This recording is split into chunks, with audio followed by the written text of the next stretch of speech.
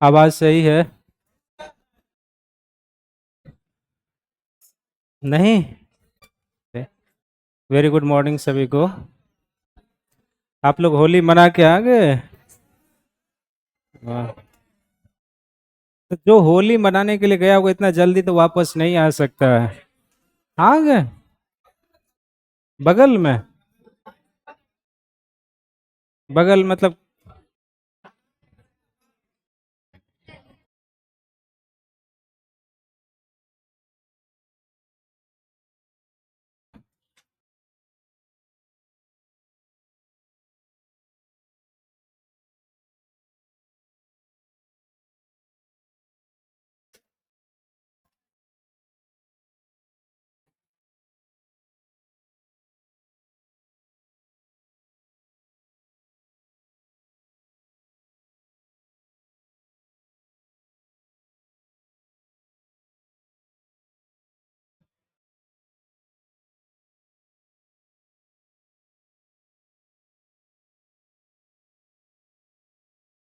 इसको लिखेंगे फिर आगे चर्चा बढ़ाएंगे।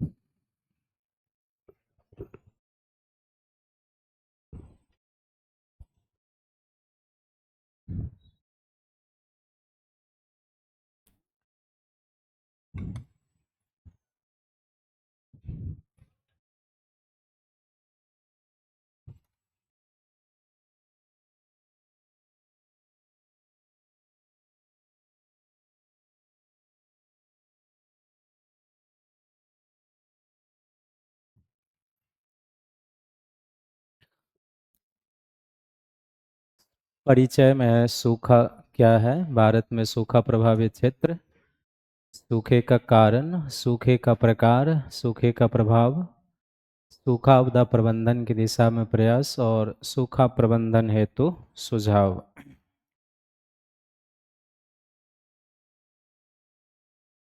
लिख लिए हैं। पिछली क्लास का थोड़ा रिपीट कर लेते हैं फिर धीरे से आगे बढ़ेंगे। तो पिछली क्लास में हम लोग सुनामी के बारे में पढ़े थे, है ना? पर हाँ, तो वो कर लिए थे हम लोग, पीडीएफ के थ्रू कवर किए थे ना, सूखा पर एनडीएमए के। तो पिछली क्लास में हम लोग सुनामी के बारे में पढ़े थे। तो सबसे पहले हमने जाना है कि सुनामी क्या होता है ना। दूसरा, उसमें हम लोगों ने जाना था कि सुनामी किन कारणों से आता है। तो उसमें 6-7 पॉइंट की चर्चा हुई थी कि इन कारणों से सुनामी आता है। तीसरा, हमने देखा था कि सुनामी का प्रभाव क्या होता है। तो प्रभाव को दो तरीके से, कि प्राकृतिक पर्यावरण पर और दूसरा मानव के ऊपर उसका क्या प्रभाव पड़ता है। फिर चौथा सेगमेंट था उसमें कि सूखा प्रबंधन की दिशा में क्या प्रयास किया गया। तो हमने देखा कि एक पूर्वानुमान के स्तर पर भारत में क्या किया गया है। तो उसमें दो सेगमेंट थे कि एक सुनामी का हम पूर्वानुमान कैसे कर सकते हैं, उसके लिए हमारे पास क्या कुछ इंडिकेशन है, और जो इंडिकेशन है उसके दिशा में भारत सरकार ने क्या प्रयास किए हैं। दूसरा सेगमेंट था कि सुनामी पर जो है एनडीएमए का क्या दिशा निर्देश है, गाइडलाइन है, इसके बारे में हम लोग, और पिछले क्लास में चर्चा कम इसलिए हुआ क्योंकि हम लोग थोड़ा सा अन्य एरिया में प्रवेश कर गए थे। आज हम चलेंगे, पहले सूखा को जानेंगे और समय बचेगा तो फिर हम फ्लड वाले टॉपिक में प्रवेश करेंगे, है ना। कभी आपके गांव में सूखा पड़ा है? नहीं पड़ा है? कोई बात। तो कहाँ, मतलब आप लोग इसी ग्रह के हैं या इस ग्रह के बाहर? इस इस ग्रह के अगर होंगे तो राज्य कोई भी हो, लगभग सूखा कहीं ना कहीं आता ही है, तो थोड़ा बहुत प्रभाव तो महसूस हुआ ही होगा। सिविल सेवा में एक बार इस पर क्वेश्चन भी पूछा है, अगर आपने पीडीएफ को देखा होगा तो उसमें पूछा है कि सूखा को एक मंथर आपदा के रूप में परिभाषित किया गया। मंथर आपदा का अर्थ होता है कि ऐसी आपदा जो धीरे धीरे होता है, बट उसका इम्पैक्ट क्या होता है, दीर्घकाल तक रहता है। फिर उस प्रश्न में है कि सूखा का कारण और सूखे प्रबंधन पर जो एनडीएमए का गाइडलाइन है उसके बारे में आप हमें बताइए। इस तरीके के क्वेश्चन एक आए हुए हैं, आने वाले समय में भी आ सकता है क्योंकि ये घटनाएं फ्रिक्वेंट रिपीट हो रही है, तो वो आ सकता है। तो हम धीरे धीरे आगे बढ़ेंगे। तो नीचे में आप एक हेडिंग बना लेंगे, सूखा क्या है, या किसे हम कहेंगे सूखा, परिचय वाले सेगमेंट में। तो सूखा क्या है ना।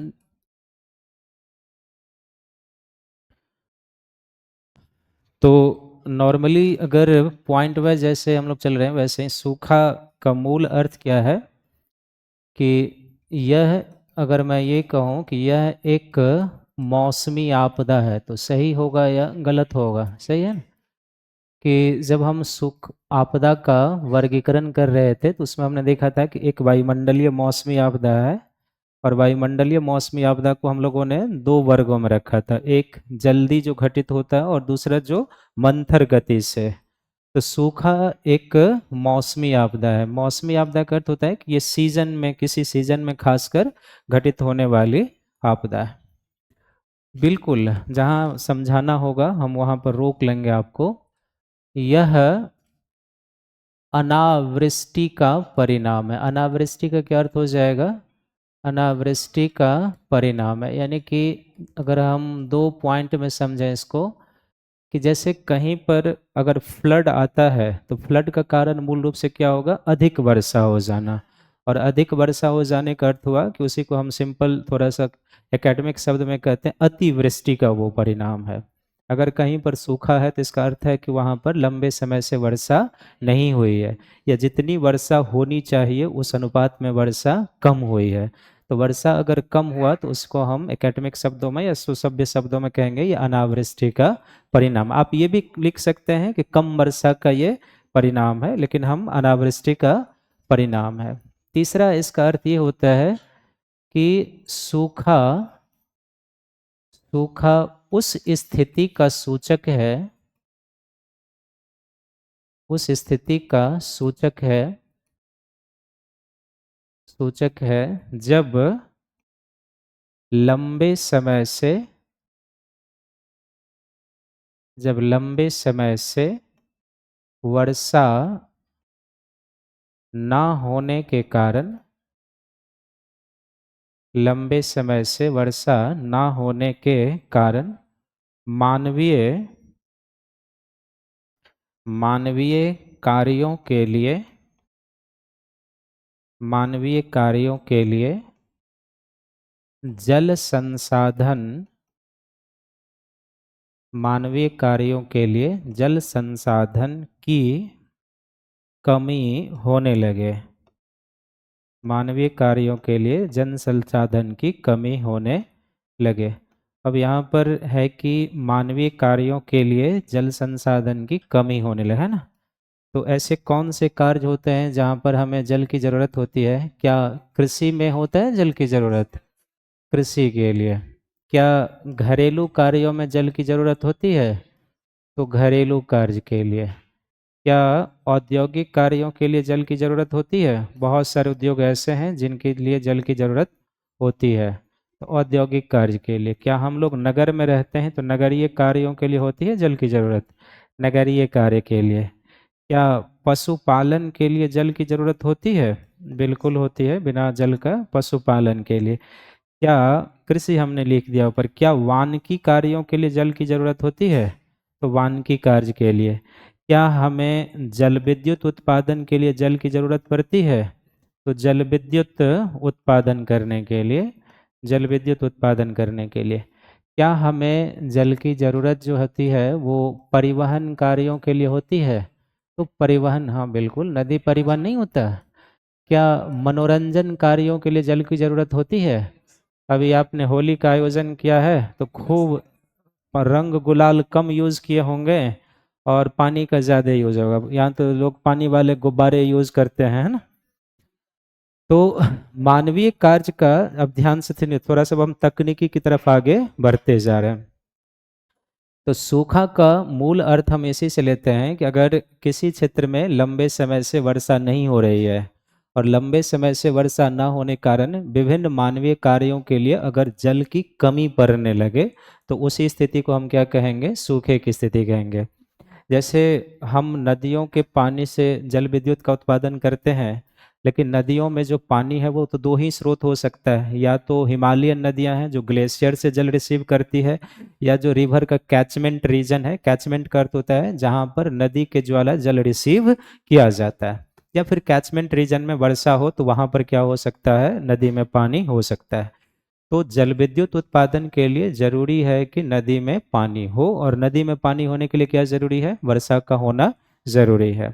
दूसरा हमने लिखा है वानिकी। फॉरेस्ट्री कार्यों में हम कहीं पर कॉमर्शियल तौर पर वृक्ष लगाते हैं या वानिकी का कार्य करते हैं तो हमें उसको पानी देने की ज़रूरत पड़ती है या नहीं पड़ती है? अब घरों में अगर कभी आम के पौधे लगाए होंगे या कुछ ऐसे पौधे, तो कम से कम 15 दिन, 20 दिन, महीने, 2 महीने तक उसको क्या करना होता है? पानी देना होता है। लेकिन वो तो एक दो पौधा है, लेकिन अगर आप मान लीजिए कहीं पर वो कॉमर्शियल तौर पर काम हो रहा है तो वहाँ तो बड़े मात्रा में जल की ज़रूरत होगी। तो जल की ज़रूरत हमें वानिकी कार्यों के लिए भी होती है। तीसरा, पशुपालन को, आप कभी गांव में अगर आपने पशु को खाना पीना दिया होगा तो पानी की ज़रूरत पड़ती है। तो पशुपालन के लिए भी हम जो अंडर ग्राउंड वाटर यूज़ करते हैं ना, आप ये डाटा ध्यान में रखेंगे कि अंडर ग्राउंड वाटर का भारत सरकार जितना भी यूज़ हम आप करते हैं उसका 1% पशुपालन पर भी जाता है, क्योंकि आप पशु को स्नान कराने में उसमें बहुत सारी चीज़ें होती है जिसका आप यूज़ करते हैं।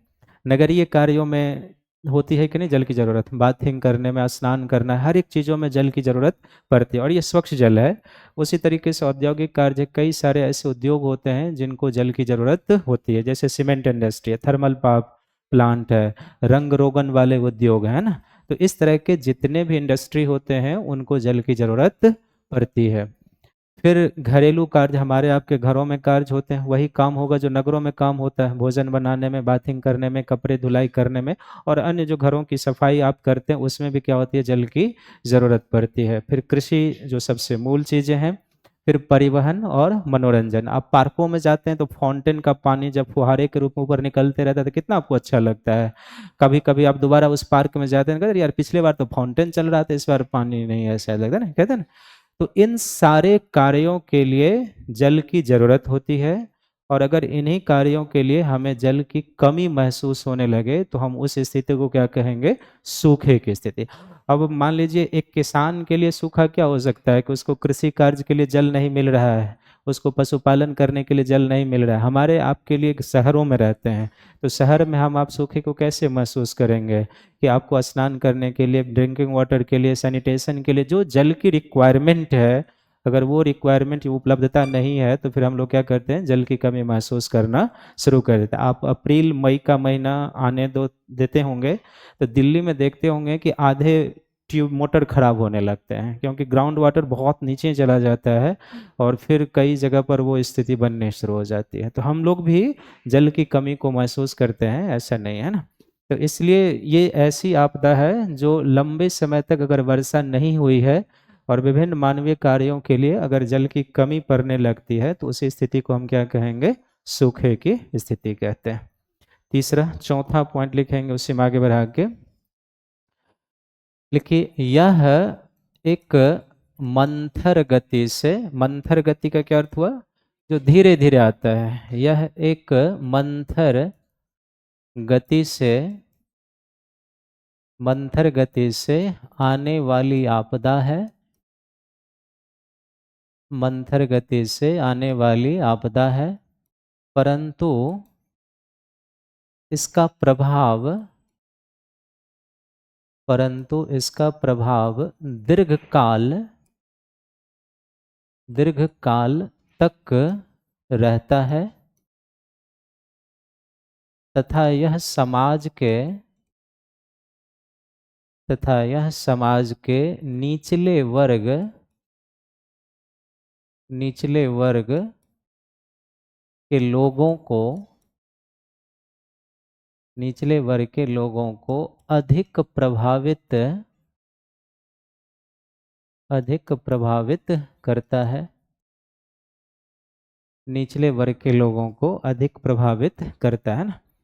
इसका भी अर्थ यही हुआ कि सूखा हम बहुत जल्दी महसूस नहीं करते ना, सूखा हम तब महसूस करेंगे जब हमारे आपके कार्यों के लिए जो हमने ऊपर लिखा है उसके लिए अगर हमें जल की कमी होने लगती है तो हम फिर क्या कहते हैं, सूखे की स्थिति आ गई है। लेकिन आप अपने गांव जाइए, अगर आपके गांव या हमारे गांव में ही सूखा आता है तो क्या समाज के हर एक वर्ग के लोग एक जैसे प्रभावित होंगे? नहीं होते हैं। सूखा से इन जनरली प्रभावित तो सभी को होना, ये ध्यान में रखिएगा, क्योंकि कोई भी आपदा का एक चेन हो जाएगा और सभी लोग प्रभावित होंगे। इसमें ये होगा कि कोई ज़्यादा प्रभावित होगा, कोई कम हो सकता है, कोई पहले होगा और कोई लेट से होगा, लेकिन उस चेन में आना सबको है। लेकिन जैसे मान लीजिए सूखा आया और जल की कमी हुई तो सबसे पहले किसी गांव समाज का कौन सा होगा? किसान प्रभावित होगा।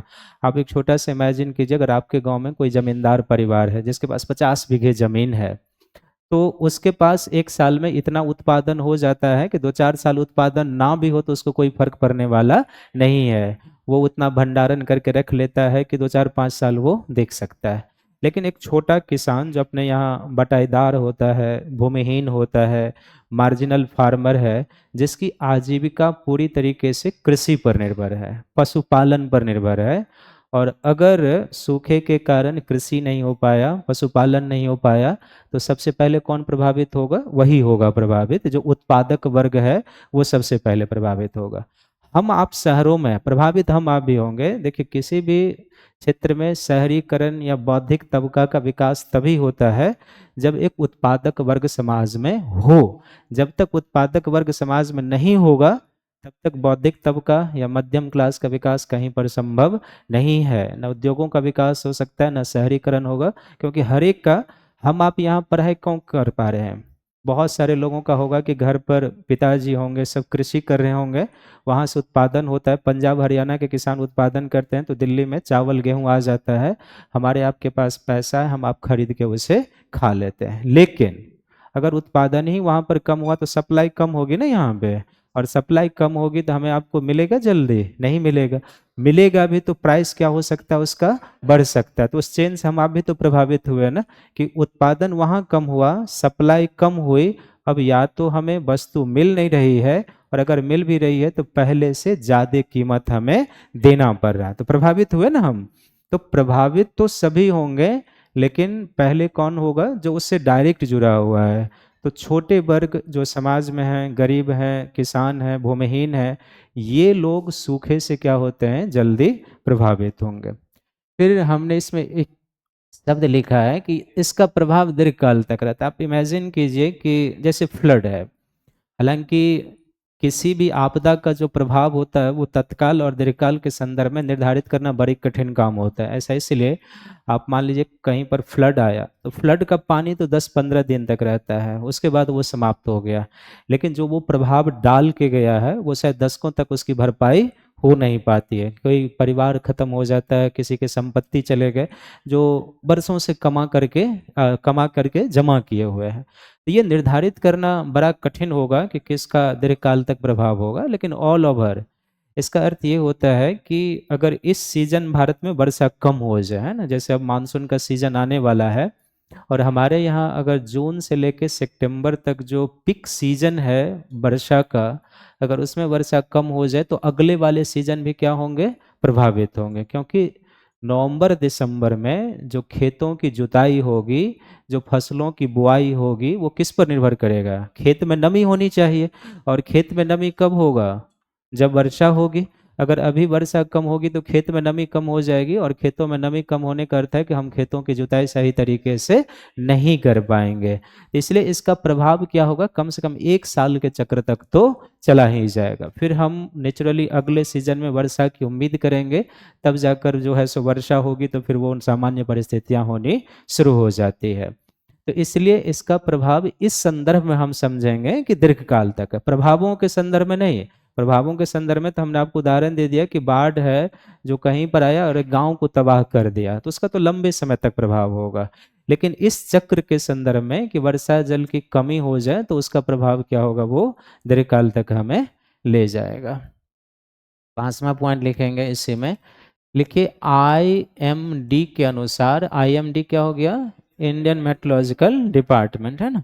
लेकिन IMD के अनुसार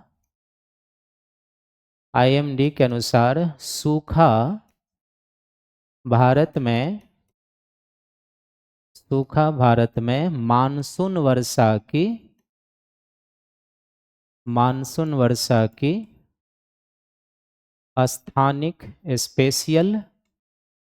स्थानिक एवं कालिक टेम्पोरल स्थानिक एवं कालिक विविधता से संबंधित है या जुड़ा हुआ है, से संबंधित है। इसका अर्थ होता है कि मानसून वर्षा की, नीचे में एक फॉर्मूला आ जाएगा, मानसून वर्षा की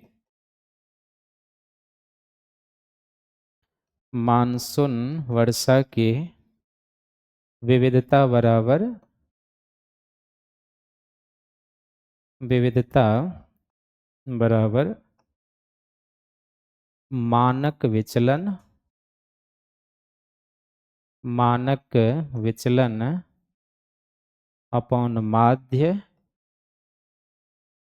मानक विचलन अपॉन माध्य इंटू 100। चर्चा करेंगे इस पर, आप इसको लिखिए। मानसून वर्षा की विविधता बराबर मानक विचलन अपॉन माध्य इंटू 100। माध्य होगा, माध्यम नहीं, माध्य, मीन लिखेंगे, माध्य लिख लिए हैं इसको। नीचे में आप लिखेंगे ऐसे ही, एरो लेके नीचे में लिखिए। इस आधार पर IMD द्वारा इस आधार पर IMD द्वारा भारत को तीन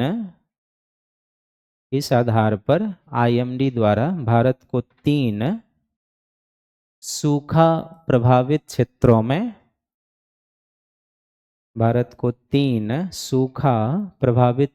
में रखा गया है। सूखा प्रभावित क्षेत्रों में रखा गया है, तो डैश देके लिखेंगे अधिक या अत्यधिक, अधिक सूखा प्रभावित क्षेत्र। ये वो क्षेत्र होगा जहां वर्षा की विविधता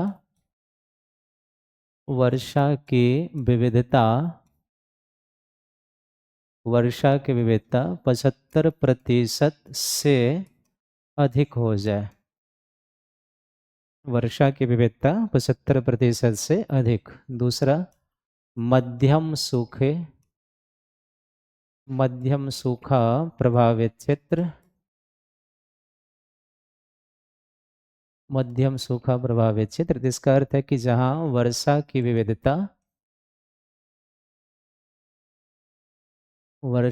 विविधता 50% से 75% के मध्य है,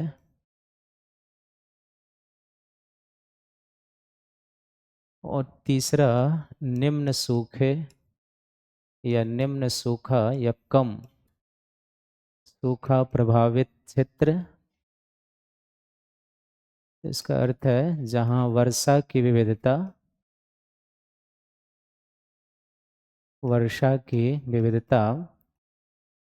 30% से 49% के मध्य है।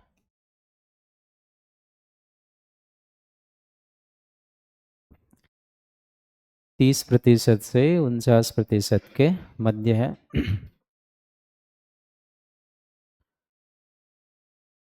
बन गया है। एक मानचित्र बनाते हैं, उसे बनाना है, फिर इस पर चर्चा करेंगे। ले आगे का पेज।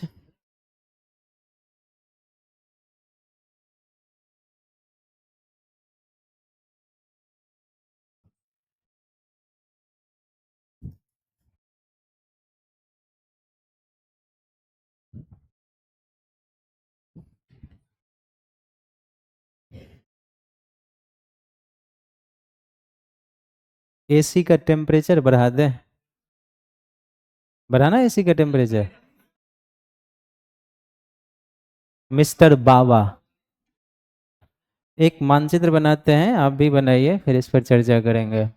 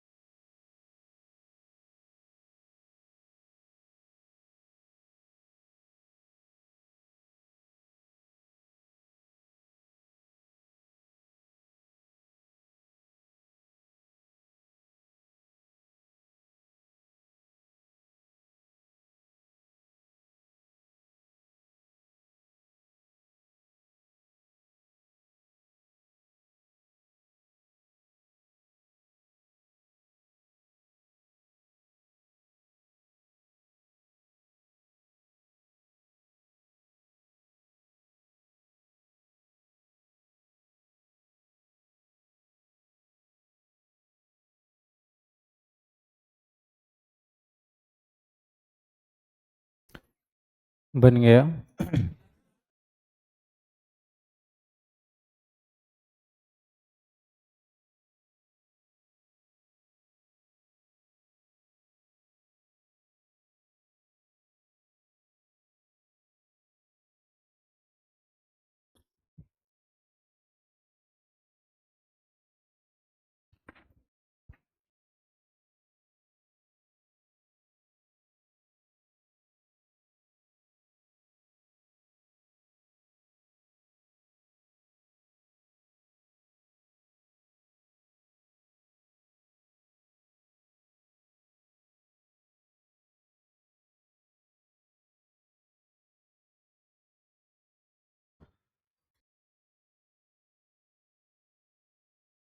बढ़ाएं चर्चा को आगे।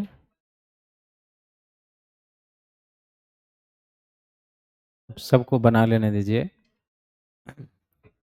नहीं तो कई बार होता है कि अपना विवाह हो गया तो लग्न बीत गया है ना। नहीं, लेकिन ये लोगों की गलत फहमी है, दूसरे की शादी हो जाए उसमें आपकी भलाई है, खासकर दोस्तों की शादी हो जाए, नहीं तो आप जाएंगे बाहर।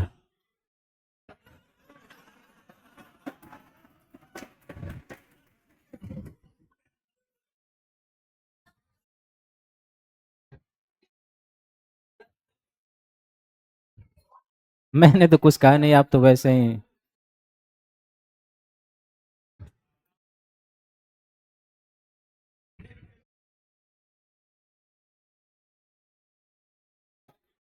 3 कलर दिया हुआ है, वो बॉक्स आप बना देंगे जैसे पीछे हम लोगों ने लिखा है ना, तो वो अर्थ क्लियर हो जाएगा कि भारत में कौन सा क्षेत्र कहाँ पर है।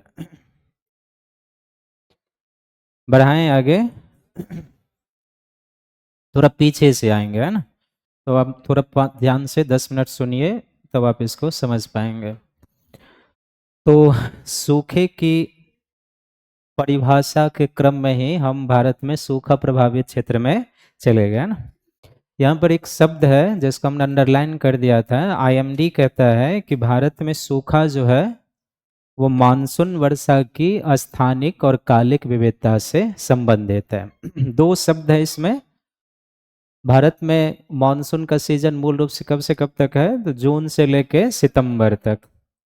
इस पूरे समय में हम मानसून वर्षा की वेरिएशन को 2 तरीके से देखते हैं। एक है स्पेशियल वेरिएशन। स्पेशियल वेरिएशन का अर्थ है कि देश के विभिन्न भागों में एक जैसी वर्षा तो होती नहीं है, कहीं वर्षा काफ़ी अधिक है, कहीं वर्षा क्या है काफ़ी कम है। तो क्षेत्र विशेष के आधार पर जो देश में वर्षा का अंतर है उसको हम कहते हैं स्पेशियल वेरिएशन कहते हैं। और कालिक विविधता को हम 2 संदर्भों में समझेंगे। पहला इसका अर्थ होता है कि भारत में जो कुल वर्षा होती है उसका लगभग 80% भाग 4 महीने में हो जाता है ना, जून जुलाई अगस्त सितंबर, जो साउथ वेस्ट मानसून का समय है, इस समय 80% वर्षा हो जाती है। और शेष 20% वर्षा जो है वर्ष के 8 महीनों में होती है। और दूसरा कालिक विविधता का अर्थ है कि ये जो मानसून का ड्यूरेशन है, इस ड्यूरेशन में भी कभी कभी लंबा गैप आता है जिसको हम मानसून विराम के नाम से जानते हैं। आप देखते होंगे कभी कभी 20 दिन तक का, 15-15 दिनों का, 20-20 दिनों का क्या होता है, गैप आ जाता है, तो उस गैप को हम समझेंगे। और दूसरा जो होलिस्टिक रेनफॉल है हमारे यहाँ उसको समझेंगे। तो स्पेशियल वेरिएशन का अर्थ हो गया कि स्थान के आधार पर भारत में वर्षा की मात्रा का अंतर होना। जैसे पूर्वोत्तर भारत में वर्षा अधिक है, पश्चिम भारत में नॉर्मली वर्षा क्या है, कम है, मध्य भारत में वर्षा का पैटर्न कुछ अलग है। तो स्थानिक विविधता को हम इसी तरीके से ध्यान में रखेंगे, कहीं पर अधिक कहीं पर कम। और कालिक विविधता को 2 संदर्भों में ध्यान रखेंगे कि एक होल जो भारत में वर्षा है उसका 80% केवल 4 महीने में है, शेष 20% 8 महीने में है। तो क्या उस 8 महीने के समय में जल की स्कार्सिटी नहीं हो सकती है, हो सकती है। और दूसरा हमने कहा कि ये जो 4 महीने वर्षा का सीजन है इसमें भी कभी कभी लंबा गैप आना शुरू हो जाता है, 15 दिनों का, 20 दिनों का, कभी कभी तो महीने महीने दिन का गैप आना शुरू हो जाता है। तो ये है, इसी आधार पर आईएमडी के द्वारा सूखे को परिभाषित करने के लिए एक सांख्यिकीय सूत्र का प्रयोग किया जाता है। इसको हम कहते हैं मानसून वर्षा की विविधता इक्वल टू मानक विचलन अपॉन माध्य इंटू 100। इसका अर्थ यह है किसी भी क्षेत्र में जो मीन वर्षा है उस मीन वर्षा से कितना कम वर्षा हुई है ये आपको ध्यान में रखना है। सपोज दैट मान लेते हैं कि दिल्ली में औसत वार्षिक वर्षा 60 सेंटीमीटर है, तो 60 सेंटीमीटर माध्य हो गया ना, तो वो क्या हो जाएगा, नीचे आ जाएगा। और मान लीजिए उस 60 में से वहां पर 30 कम वर्षा, 30 सेंटीमीटर क्या हो गया, कम वर्षा हो गया। तो अगर मान लीजिए कि दिल्ली में औसत वर्षा 60 सेंटीमीटर है, 30 कम हुआ तो इंटू क्या हो जाएगा, 100। यानी कि यहाँ पर कितनी वर्षा कम हो गई, 50%, यानी कि आधा वर्षा यहाँ पर क्या हो गई, कम हो गई। जैसे छोटा सा उदाहरण आप ले लीजिए कि भारत में जैसे मान लीजिए बिहार है, बिहार में मान लीजिए एक छोटे से उदाहरण के लिए कि औसत वार्षिक वर्षा 90 सेंटीमीटर 100 सेंटीमीटर के आसपास है। तो अगर 100 सेंटीमीटर वहां पर वर्षा है तो माध्य वर्षा कितनी हो गई? 100 सेंटीमीटर। अब यहाँ पर मान लीजिए कि 40 सेंटीमीटर वर्षा कम हुई, इंटू क्या हो जाएगा? 100 हो जाएगा, है ना। तो अब इसका सीधा शर्त क्या हो गया कि यहाँ पर 40% वर्षा कम हुई, यानी टोटल वर्षा में 60% वर्षा हुई, 40% वर्षा क्या हो गई है? कम हो गई है। तो ये मीन वर्षा से भारत में वर्षा की नकारात्मकता को व्यक्त करता है। अगर हम मानसून वाले टॉपिक में भारत में वर्षा की विविधता को पढ़ते हैं तो उसमें देखते हैं कि भारत में जो वर्षा की विविधता है उन क्षेत्रों में, इस लाइन का अगर आप समझ जाएंगे तो हाँ हाँ बताइएगा, उन क्षेत्रों में भारत में वर्षा की विविधता ज़्यादा है जहां औसत वार्षिक वर्षा कम है। औसत वार्षिक वर्षा भारत में किधर कम है? तो औसत वार्षिक वर्षा है भारत में कम किधर पे? पश्चिम भागों में ना। ये भारत में क्या है? कम वर्षा वाला क्षेत्र है। ये भारत में क्या है? अधिक वर्षा वाला क्षेत्र है। तो भारत में जो वर्षा की विविधता का पैटर्न है वो ये है कि अधिक वर्षा वाले क्षेत्र में मानसून की विविधता कम है, यहाँ 10% के आसपास है। तो अगर यहाँ पर 200 सेंटीमीटर वर्षा है और 10% वर्षा कम हुई तो कोई खास प्रभाव नहीं आएगा। लेकिन राजस्थान में 57 सेंटीमीटर औसत वार्षिक वर्षा है और उसमें से अगर 20 सेंटीमीटर 30 सेंटीमीटर कम हो जाए तो यहाँ पर सूखे का प्रभाव क्या होगा? देखो ना, शुरू हो जाएगा। लेकिन अगर यहाँ पर 200 सेंटीमीटर है, इसमें 20-30% भी कम वर्षा हुई तो उसका प्रभाव जल्दी नहीं दिखेगा। तो भारत में जो मानसून वर्षा की विविधता है उसका पहला पैटर्न यह है कि अधिक वर्षा वाले क्षेत्र में विविधता कम है और कम वर्षा वाले क्षेत्रों में विविधता क्या है? ज्यादा है। इसलिए हमें सूखा प्रभावित क्षेत्र दिखाई दे रहा है पूर्वोत्तर में? नहीं है। मध्य गंगा के मैदानों में हमने लिया है? लगभग नहीं है। भारत में सूखा प्रभावित क्षेत्र उस भाग में है जहां पर मानसून वर्षा की विविधता ज्यादा है ना। तो ये हमें ध्यान में रखना। अब आईएमडी का कहना है कि ऐसे क्षेत्र जहां पर वर्षा की विविधता 75% या उससे अधिक है, इसका अर्थ हम इस तरीके से समझें कि कहीं पर 100 सेंटीमीटर माध्य वर्षा है और वहां पर 75% वर्षा कम हो गई, तो इसका अर्थ है कि कुल 25 सेंटीमीटर वर्षा हुआ, 75 सेंटीमीटर नहीं हुआ, तो वो तो क्या हो जाएगा? क्रॉनिक सूखा, क्रॉनिक ड्रॉट के कंडीशन में पहुंच जाएगा।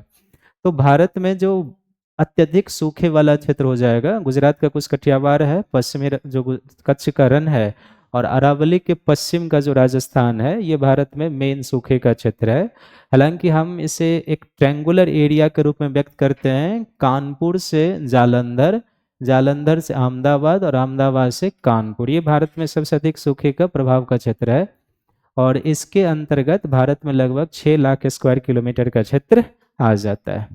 दूसरा जो भारत में मध्यम सूखे का क्षेत्र है, ये कुछ मालवा पठार का रीजन होगा, कुछ बुंदेलखंड हो जाएगा। महाराष्ट्र में जो विदर्भ और तेलंगाना पठार जो प्रायद्वीपीय भारत में पड़ते होंगे, रेन शैडो जोन है ना, वो एरिया हो जाएगा जहां पर मध्यम सूखे का क्षेत्र है। मध्यम सूखे का कुछ क्षेत्र जो है ना झारखंड और उड़ीसा में भी हमें मिलता है। वहां पर पलामू क्षेत्र है झारखंड में, और उड़ीसा में कालाहांडी है, बोलांगीर है, कोरापुट डिस्ट्रिक्ट है जहां पर वर्षा काफी कम होती है। तो वो रीजन मध्यम सूखे के क्षेत्र में आ जाता है।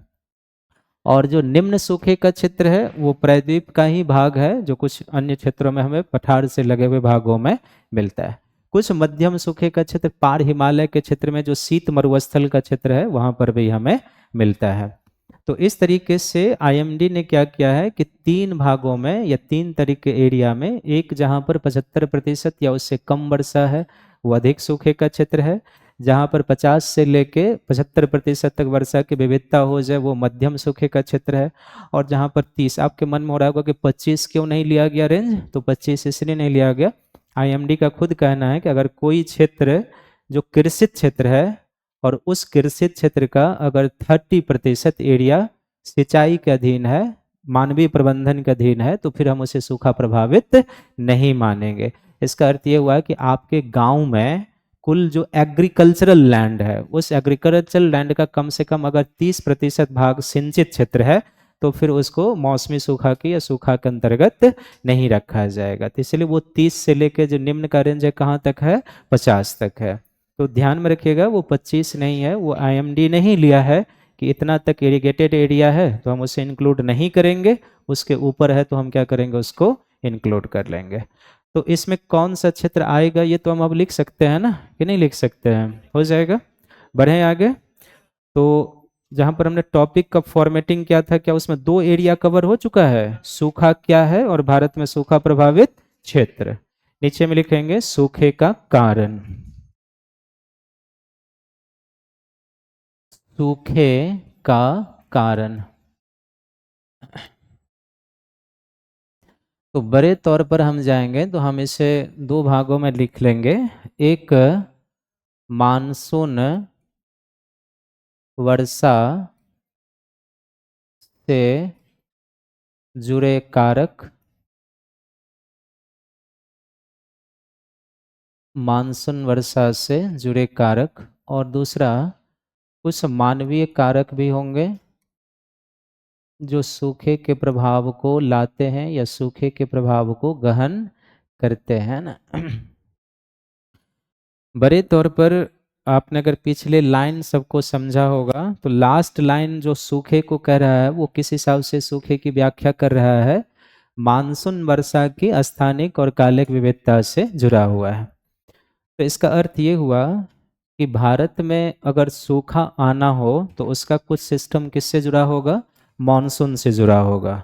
तो मॉनसून से संबंधित क्या ऐसा सिस्टम हो सकता है जो भारत में सूखे को ला सकता है? आपको ये बनाने की कोई ज़रूरत नहीं है, क्योंकि कुछ टेक्निकल शब्द आएंगे, हम उन शब्दों का अर्थ समझेंगे तो भारत के मानचित्र पर हम समझेंगे तो हम उसे बेहतर तरीके से समझ पाएंगे, है ना। तो सूखा मूल रूप से अभी हमने क्या देखा कि सूखा जो है जल की कमी को व्यक्त करता है, यही है ना। तो अगर सूखा जल की कमी को व्यक्त करता है तो आपको अगर थोड़ी सी भी चीज़ें अंडरस्टैंडिंग होने लगे तो आप हाँ या ना में व्यक्त कीजिएगा। मान लीजिए भारत में, अभी लिखिएगा मत, आप ध्यान से इस इमेज पर समझिए जो हम कह रहे हैं। मान लीजिए भारत में मानसून केरल में 1 जून के आसपास आ जाता है, 1 से 5 जून के बीच आ जाता है, जो आईएमडी का प्रिडिक्शन होता है, सही कंडीशन हो तो यह आ जाता है। 25 मई के आसपास अंडमान निकोबार में आ जाता है। जून के समय हमारे यहाँ खरीफ के फसल के बुआई का समय है, बीज हम लगाते हैं, बीज से फिर उसको लगाते हैं। मान लीजिए कि इस समय मॉनसून लेट से आता है तो क्या ये हमें प्रभावित कर सकता है? 15 दिन 20 दिन अगर मानसून का लेट हो जाए तो वैसे ही फसल सब क्या होता है, बीज सब सूखने लगता है, मिट्टी की नमी कम होने लगती है। तो एक इसका कारण हो जाता है कि अगर मानसून विलंब से आए, 15-20 दिन लेट से आ जाए तो विभिन्न मानवीय कार्यों के लिए क्या हो सकती है? जल की कमी हो सकती है। तो एक ये कारण हो सकता है। दूसरा, नॉर्मल जो उत्तर भारत से मानसून के छोड़ने का समय होता है, राजस्थान को 1 सितंबर से मानसून क्या होता है? वापस होना शुरू हो जाता है। ये इसके नॉर्मल वापस होने का समय है कि उत्तर भारत में सितंबर के मध्य से मानसून वापस होना शुरू हो जाता है।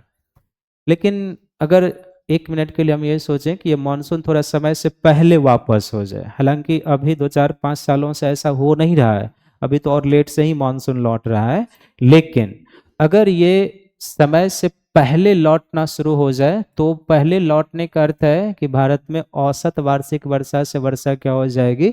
कम हो जाएगी। अगर भारत में एक साल में औसत वार्षिक वर्षा है 112 सेंटीमीटर है, तो वो तो 112 सेंटीमीटर पूरे ड्यूरेशन का वर्षा है। अगर वो मानसून मान लीजिए 15 दिन 10 दिन पहले लौटना शुरू हो गया, अगर 10 दिन पहले लौटा तो औसत वर्षा क्या होगी? कम होगी। तत्काल तो हमें पता नहीं चलेगा, लेकिन लेटर समय में जल की क्या होने लगेगी? हमें कमी होने लगेगी।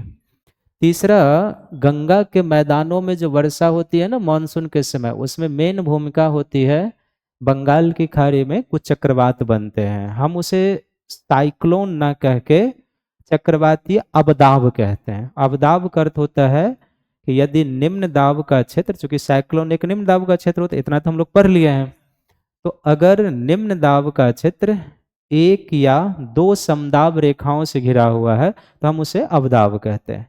कई बार क्या होता है कि यही अवदाब बड़े होकर साइक्लोन के फॉर्म में आ जाते हैं और कई बार ये अवदाब बनकर ही समाप्त हो जाते हैं। बट इंडो गैंगटिक प्लेन में जो वर्षा होती है खासकर साउथ वेस्ट मानसून के समय, इट मीन्स जून से लेके सितंबर तक, उसमें बंगाल की खाड़ी में बनने वाले इन चक्रवाती अवदाबों की विशेष भूमिका होती है। अगर ये औसत से बने तो सामान्य वर्षा होगी, कम बने तो गंगा के मैदानों में वर्षा कम होगी, हमें जल की कमी होनी शुरू हो जाएगी। अगर ये औसत से ज़्यादा बने तो ये फ्लड का भी कारण बनेगा, क्योंकि इससे वर्षा अधिक होगी और फिर हम गंगा के मैदानों में अधिक वर्षा को महसूस करेंगे, वो फ्लड का कारण बनता है। तो ये जो साइक्लोनिक डिप्रेशन है, ये ड्रॉट और फ्लड दोनों का कारण बनता है। अगर ये अधिक संख्या में बना तो फ्लड लाएगा, अगर ये कम संख्या में बना तो ड्रॉट लाएगा, क्योंकि ये रेन बियरिंग सिस्टम है जो गंगा के मैदानों में वर्षा कराता है। चौथा एक होता है, आप पढ़े होंगे ITCZ के बारे में ना, इसको मानसून द्रोणी कहा जाता है। ITCZ की जो नॉर्मल कंडीशन होती है वो लगभग 20 से 25 डिग्री अक्षांशों के उत्तर में होता है ना, 20 to 25 डिग्री। लेकिन ITCZ भी क्या होता है ना, उत्तर और दक्षिण की ओर स्विच करते रहता है। कभी ये शिवालिक की ओर चला जाता है, तो जब ITCZ जो है ये वर्षण तंत्र को खींचता है, इस क्षेत्र में वर्षा होगी। और अगर ITCZ उत्तर की ओर गया तो इसका अर्थ है कि वर्षा नदी के जलग्रहण क्षेत्र में होगी, मैदानों में उतने समय के लिए वर्षा रुक जाएगी। और अगर थोड़ा सा ये दक्षिण की ओर स्विच किया, बिंद की ओर आया, तो फिर भी मैदानों में वर्षा रुकेगी और वर्षा बिंद की ओर होना शुरू होगी। आप जो मानसून ब्रेक पढ़े होंगे वो इसी का कारण बनता है कि अगर ITCZ स्विच करके कहीं लंबे समय तक 15-20 दिनों तक रुक गया तो उस क्षेत्र में मानसून ब्रेक की स्थिति आ जाती है। तो ITCZ की स्थिति में परिवर्तन से, और पांचवा फिर हम क्या कह सकते हैं कि इसी से संबंधित है मानसून ब्रेक। मानसून ब्रेक का अर्थ होता है कि जो सक्रिय दक्षिण पश्चिम मानसून का चरण है, सक्रिय कहने का अर्थ हो गया जून से लेके सितंबर तक, इस पूरे सीजन में अगर लगातार 2 सप्ताह या उससे अधिक समय तक वर्षा ना हो तो हम उसे क्या कहते हैं, मानसून ब्रेक कहते हैं। कई बार आप देखते होंगे कि खासकर बिहार में ये 2 साल 3 साल से देखने को मिल रहा है, मानसून अराइव करता है समय पर, उसके बीच काफ़ी लंबा गैप आता है और फिर वर्षा होती है लास्ट टाइम में जाकर, बीच में बिहार सब में महीने 1.5 महीने का गैप आना शुरू हो गया है। आप खुद सोचिए कि अगर जून जुलाई का महीना हो और कृषि जैसे राज्य, जो कृषि प्रधान राज्य है जहाँ की अर्थव्यवस्था उस पर निर्भर है, अगर 1.5 महीने 1 महीने का वर्षा का गैप हो जाए, क्या स्थिति होगी वहाँ के लिए, है ना। तो ये जो लंबा गैप बन जाए ये भी इस पर इम्पैक्ट डालता है। छठा इसका हम संक्षिप्त में ही एक एल नीनो हम लोग पढ़ते हैं ना, तो एल नीनो नॉर्मली जब भी दक्षिण पूर्वी प्रशांत महासागर में आता है, ये भारत में किसका कारण बनता है, सूखे का कारण बनता है। अब हम एल नीनो नहीं पढ़ सकते यहाँ पे, बस हमें आपको एग्जाम में भी एल नीनो नहीं लिखना है, आपको एग्जाम में भी एक ही लाइन लिखना है कि एल नीनो जिस वर्ष भी उत्पन्न होता है तो ये संभवतः दक्षिण पश्चिम मानसून को कमजोर करता है, जिससे हमारे यहाँ सूखे की स्थिति बनती है या सामान्य से वर्षा कम होती है। इसमें आपको एल नीनो के ऊपर अपनी जानकारी का बखान नहीं करना है, वो सूखे का एक पॉइंट है, बस उतना लिख के निकल जाना है आपको। सातवां, अगर हम बड़े तौर पर इन चीज़ों को और थोड़ा सा समझने का प्रयास करें तो एक होता है इंडियन ओशियन डाइपोल होता है, IOD कहते हैं हम लोग। और IOD के वैसे होते हैं तो 3 चरण, बट आप 2 चरण समझिए, एक होता है इसका पॉजिटिव डाइपोल और एक होता है नेगेटिव डाइपोल। हम सभी पॉइंट लिखाएंगे आपको संक्षिप्त में पॉइंट फॉर्म में, बट हम आपको बता देते हैं ये होता क्या है और किस रूप में ये काम करता है ना। जो डाइपोल होता है यहाँ पर कौन सा हो जाएगा, ऑस्ट्रेलिया हो जाएगा ना। उत्तरी हिंद महासागर का जो डाइपोल का अर्थ होगा कि 2 पोल होगा, है ना, डाइपोल का यही अर्थ होता है ना, 2 ध्रुव, हिंदी में तो यही हम कहते हैं। तो उत्तरी हिंद महासागर में जो ये पश्चिम भाग है अरब सागर का और बंगाल खाड़ी का ये जो पूर्वी भाग है, ये इसका डाइपोल है। इसके पश्चिमी भाग को हम कहेंगे जो पश्चिमी ध्रुव है, ये कहलाएगा, हम इसको कहते हैं पश्चिमी ध्रुव। और ये जो एरिया बनता है इसको हम क्या कहते हैं यहाँ पे, पूर्वी ध्रुव कहते हैं। तो इंडियन ओशियन डाइपोल जो है ये बेसिकली हम इसमें नॉर्थ इंडियन ओशियन के दो क्षेत्रों के एसएसटी के डिफरेंसेस को देखते हैं, समुद्र सरफेस तापमान के अंतर को देखते हैं। इसका अर्थ है कि उत्तरी हिंद महासागर में अरब सागर के पश्चिम भाग और बंगाल खाड़ी के पूर्वी भाग में जो समुद्र के सतह के तापमान का अंतर होता है, उस अंतर को हम क्या कहते हैं, इंडियन ओशियन डाइपोल कहते हैं। अब इसके दो चरण होंगे, सकारात्मक चरण और नकारात्मक चरण। सकारात्मक चरण का अर्थ है अगर पूर्वी ध्रुव की तुलना में पश्चिमी ध्रुव का तापमान ज्यादा है तो that is positive Indian dipole है। इस स्थिति में क्या होगा, इट में भी यहाँ का जो एसएसटी हो जाए वो मान लीजिए 24 डिग्री के आसपास, और यहाँ का एसएसटी आप मान लीजिए 22 डिग्री सेंटीग्रेड के आसपास हो जाए। That is the positive Indian Ocean dipole. Why positive Indian Ocean dipole? अब यहाँ पर क्या होगा ना कि समुद्र का सतह गर्म है, दो इम्पैक्ट होगा। पहला, एक तो इक्वेटोरियल रीजन में जो विंड है इधर से इधर चलना शुरू होगा, और ऑस्ट्रेलिया इंडोनेशिया के पास जो मॉइस्चर होगा वो खींच कर इधर आ जाएगा। पॉजिटिव इंडियन ओशियन डाइपोल में ये एरिया ड्रायर कंडीशन में जाएगा, और यहाँ पर क्या होगा कि कन्वेक्शन ज़्यादा होगा, क्लाउड का फॉर्मेशन ज़्यादा होगा। अफ्रीका, अरब पृथ्वी इंटायर जो भारत से वह मैक्सिमम रेनफॉल को रिसीव करना शुरू करता है। तो पॉजिटिव इंडियन डाइपोल हमारे लिए बेहतर होता है, वो अधिक वर्षा कराता है। But negative Indian Ocean dipole क्या होगा, इसके विपरीत हो गया। नेगेटिव इंडियन ओशियन डाइपोल का अर्थ आप इस तरह समझिए कि मान लीजिए यहाँ के जल का टेम्परेचर हो गया 24 डिग्री सेंटीग्रेड और यहाँ का हो गया 23 डिग्री या कुछ कम हो गया, that is negative Indian Ocean dipole. अब फंक्शन रिवर्स कर गया है, इधर का भी मॉइस्चर क्या होगा, खींच कर जाएगा, क्योंकि तापमान का वायुदाब से विलोम संबंध होता है। तापमान यहाँ कम है तो यहाँ वायुदाब क्या होगा, बढ़ जाएगा। यहाँ तापमान कम है तो वायुदाब क्या होगा, कम हो जाएगा। विंड का प्रिवेलिंग जब भी होता है हाई प्रेशर से लो प्रेशर के, इन दैट कंडीशन जो वेस्टर्न का मॉइस्चर होगा ये खींच कर किधर आ जाएगा, इधर की ओर। तो नेगेटिव इंडियन ओशियन डाइपोल की स्थिति में ये एरिया ज़्यादा रेनफॉल रिसीव करेगा और पश्चिम का एरिया क्या होगा, थोड़ा सा डायर कंडीशन में जाना शुरू हो जाएगा। ये जो हम एसएसटी देखते हैं बेसिकली अप्रैल से लेके जुलाई अगस्त के बीच में देखते हैं, and this is the peak condition of July अगस्त।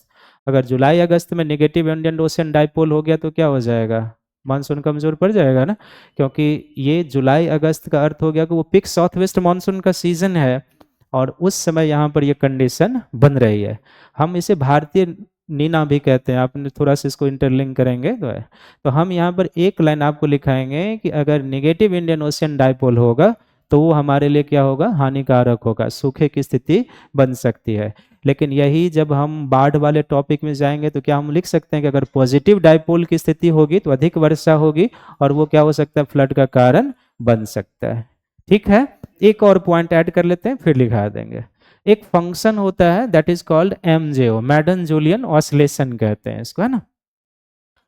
तो एमजेओ जो होता है ये एक सिस्टम है, और एक ऐसा सिस्टम है जो इक्वेटोरियल रीजन में ही, अगर आप इसे नॉर्थ कहेंगे, साउथ कहेंगे, ईस्ट कहेंगे और वेस्ट कहेंगे, ये सिस्टम पश्चिम से पूर्व की ओर क्या होता है, ट्रैवल करते रहता है।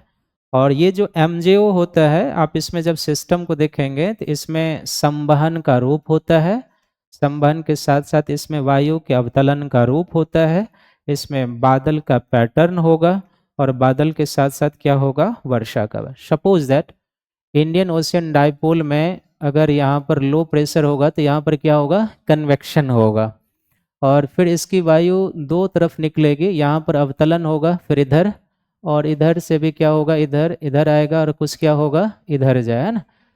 जहाँ पर कन्वेक्शन होगा उस एरिया में क्या होगा, क्लाउड का फॉर्मेशन होगा, और वहाँ पर वर्षा क्या होगी, ज़्यादा होती है।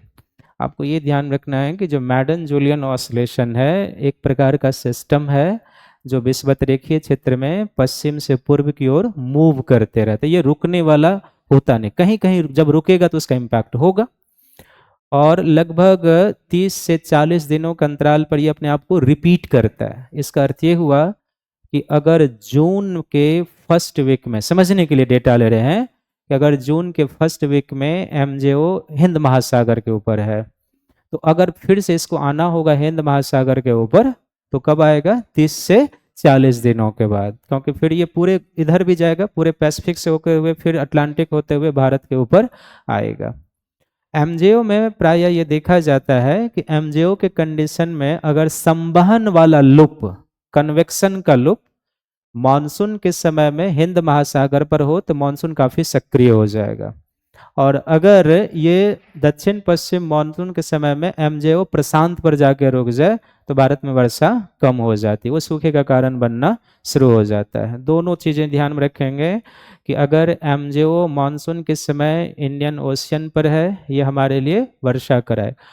एमजेओ पर अधिक ये नई चीजें हैं नहीं, बट भारत के मानसून पर इसका क्या प्रभाव होता है ये 2022 में काफी डीपली इसको महसूस किया गया। कभी आप डेटा देखेंगे जाके, 2022 में मानसून रिट्रीट हुआ था अक्टूबर महीने में जाके। तो जब 21-22 में मानसून काफ़ी लेट से हुआ तो मौसम विभाग ने इसका स्टडी करना शुरू किया कि भाई इतना लेट से क्यों लौटा, तो उस समय निकला कि शायद ये एमजेओ का प्रभाव था कि मानसून के रिट्रीट होने के समय एमजेओ हिंद महासागर के ऊपर आके रुक गया, और ये 15-20 दिनों तक रुक जाता है, जितना देर रुकेगा उतना दिन कंटिन्यू वर्षा होनी शुरू हो जाती है। तो इसलिए जो मानसून अभी लेट से आ रहा है, रुक रहा है, सॉरी वापस हो रहा है, इट में भी ये एमजेओ का इम्पैक्ट हो सकता है। तो दोनों इसका हो गया कि अगर ये हिंद महासागर के ऊपर रुक गया तो मानसून ज़्यादा अच्छा, अगर ये प्रशांत के ऊपर जाकर रुक गया तो फिर मानसून क्या होगा, कमज़ोर, और मानसून के कमज़ोर होने का अर्थ है कि वो हमारे यहाँ वर्षा कम कराएगा, वो सूखे की स्थिति को लाएगा। कुछ क्षेत्र भारत में ऐसे हैं जो स्थलाकृति के प्रभाव से कम रेनफॉल को रिसीव करते हैं। अब हम इस पर रफ वर्क कर सकते हैं ना। जैसे हम जानते हैं कि यहाँ पर वेस्टर्न घाट है, सही हो ना मैं, और वेस्टर्न घाट है तो अरब सागर की मानसून पवनें इस वेस्टर्न घाट से जब स्ट्राइक करती है तो इसके पश्चिमी भागों में वर्षा क्या होती है, ज़्यादा होती है। लेकिन जब इसके पूर्वी भाग में हम आएंगे तो क्या होगा, रेन शैडो जोन बदल जाता है, क्योंकि अगर पर्वतीय वर्षा हम पढ़ते हैं तो पढ़ते हैं ना कि जो विंडवार्ड साइड होता है वो अधिक रेनफॉल रिसीव करता है, और जो लीवार्ड साइड है वो रेन शैडो जोन में कन्वर्ट हो जाता है। तो प्रायद्वीप का ये जो एरिया है ये किस में आ जाता है, रेन शैडो जोन में आ जाता है, वृष्टि छाया क्षेत्र में। सिमिलरली यहाँ पर कौन सा रेंज है, ग्रेटर हिमालय है। अब ग्रेटर हिमालय की औसत ऊंचाई 6000 मीटर के आसपास है, तो कोई भी मानसून विंड या कोई भी पवन जब 6000 मीटर की ऊंचाई पर जाएगी तो उसका तो वैसे ही मॉइस्चर खत्म हो जाएगा, क्योंकि जैसे जैसे वो राइज करते जाएगी वर्षा कराते जाएगी। और वैसे भी पर्वतीय वर्षा में भी जैसे जैसे ऊंचाई बढ़ती है वर्षा की मात्रा कम होने लगती है, that is called the inverse of rainfall, यानी ऊंचाई बढ़ने के साथ वर्षा की मात्रा का कम हो जाना इनवर्स ऑफ रेनफॉल है। अब ये अगर इस साइड आएगा तो फिर क्या हो जाएगा, वही कंडीशन कि ये वर्षा यहाँ पर नहीं करा सकती। इसलिए जो लेह लद्दाख रीजन है भारत में वो शीत मरुस्थल बट रेन शैडो जोन है, ग्रेटर हिमालय हिमालय के कारण है। तो कुछ ऐसे क्षेत्र हैं जो स्थलाकृति के प्रभाव से इसको महसूस करते हैं। कुछ सूखे के प्रभाव पर जियोलॉजिकल स्ट्रक्चर का भी प्रभाव होता है। जियोलॉजिकल स्ट्रक्चर का क्या प्रभाव होगा, कुछ चट्टानें ऐसी होती हैं जो इम्पेरेबल होती हैं, अपारगम्य होती हैं। अब जैसे एक छोटा सा उदाहरण ले लीजिए, अभी ये फ्लोर है, फर्श है, इस पर अगर आप पानी उड़ेल देंगे ये पानी नीचे जाएगा, नहीं जाएगा। तो क्या जहाँ पर इस तरह का मान लीजिए कुछ संरचना हो जाए, दो प्रभाव हो सकता है वहाँ पे। एक तो ऐसे क्षेत्र में अचानक बाढ़ आएगा, क्योंकि ये पानी अंदर जाएगा नहीं तो जमीन पर वैसे ही पानी क्या होगा, फ्लो करना शुरू करेगा। और दूसरे ऐसी चट्टानें जहाँ पर होंगी वहाँ पर भूमिगत जल नीचे होगा, क्योंकि वो रिचार्ज तो होगा नहीं, क्योंकि इस पानी को भूमिगत जल रिचार्ज किससे होना है, वर्षा जल से होना है। और वर्षा जल से ग्राउंड वाटर रिचार्ज होने के लिए सरफेस का क्या होना चाहिए, पारगम्य होना चाहिए, कि दरारें हो, नस हो, घुलनशील चट्टानें हो, कि वर्षा का पानी रिस कर उससे क्या हो जाए, अंदर चला जाए।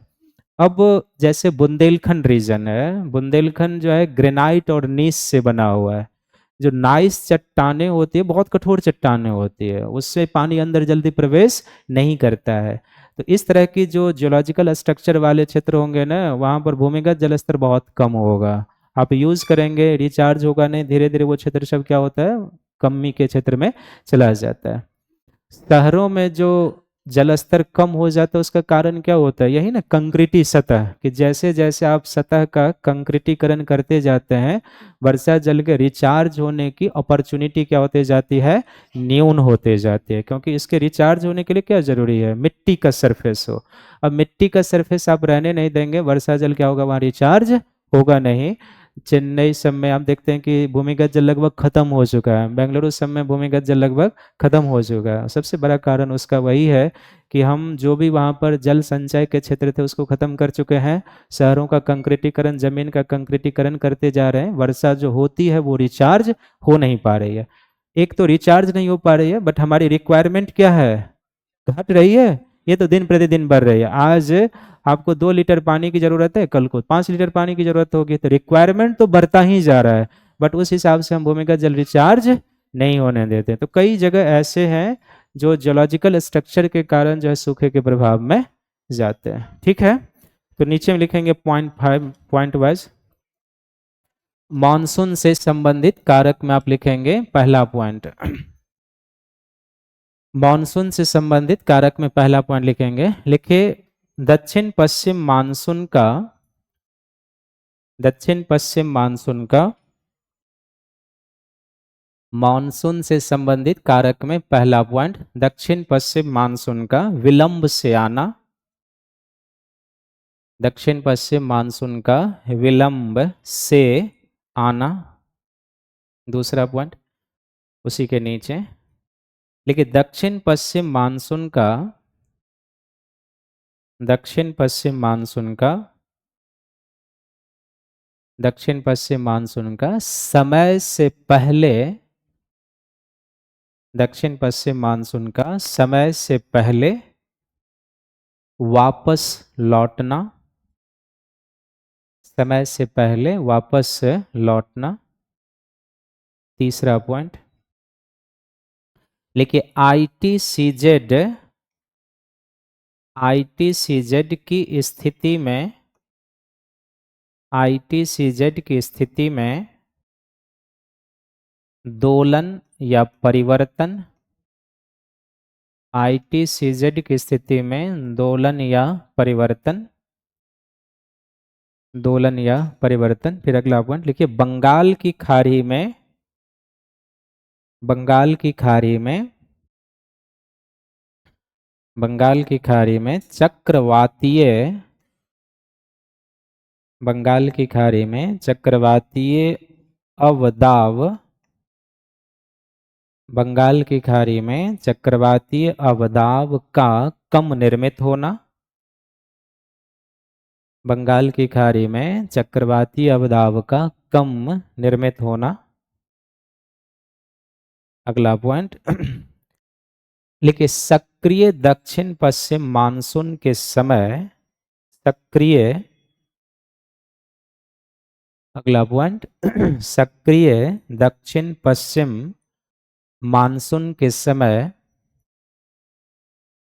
मानसून के समय मानसून ब्रेक, मानसून ब्रेक का लंबा अंतराल होना। मानसून ब्रेक का लंबा अंतराल होना। मानसून ब्रेक का लंबा अंतराल होना, गैप बनना। फिर अगला पॉइंट देखिए, एलनीनो की गर्म जलधारा, एलनीनो, एलनीनो, एलनीनो की गर्म जलधारा के उत्पन्न होने से, एलनीनो की गर्म जलधारा के उत्पन्न होने से दक्षिण पश्चिम मानसून का, एलनीनो की गर्म जलधारा के उत्पन्न होने से दक्षिण पश्चिम मानसून का कमजोर होना। दक्षिण पश्चिम मानसून का कमजोर होना। फिर अगला पॉइंट लिखिए, IOD का, IOD का फुल फॉर्म क्या हो गया? Indian Ocean dipole. IOD का नकारात्मक चरण, IOD का नकारात्मक चरण जो आईओडी का नकारात्मक चरण जो मानसून को कमजोर करता है।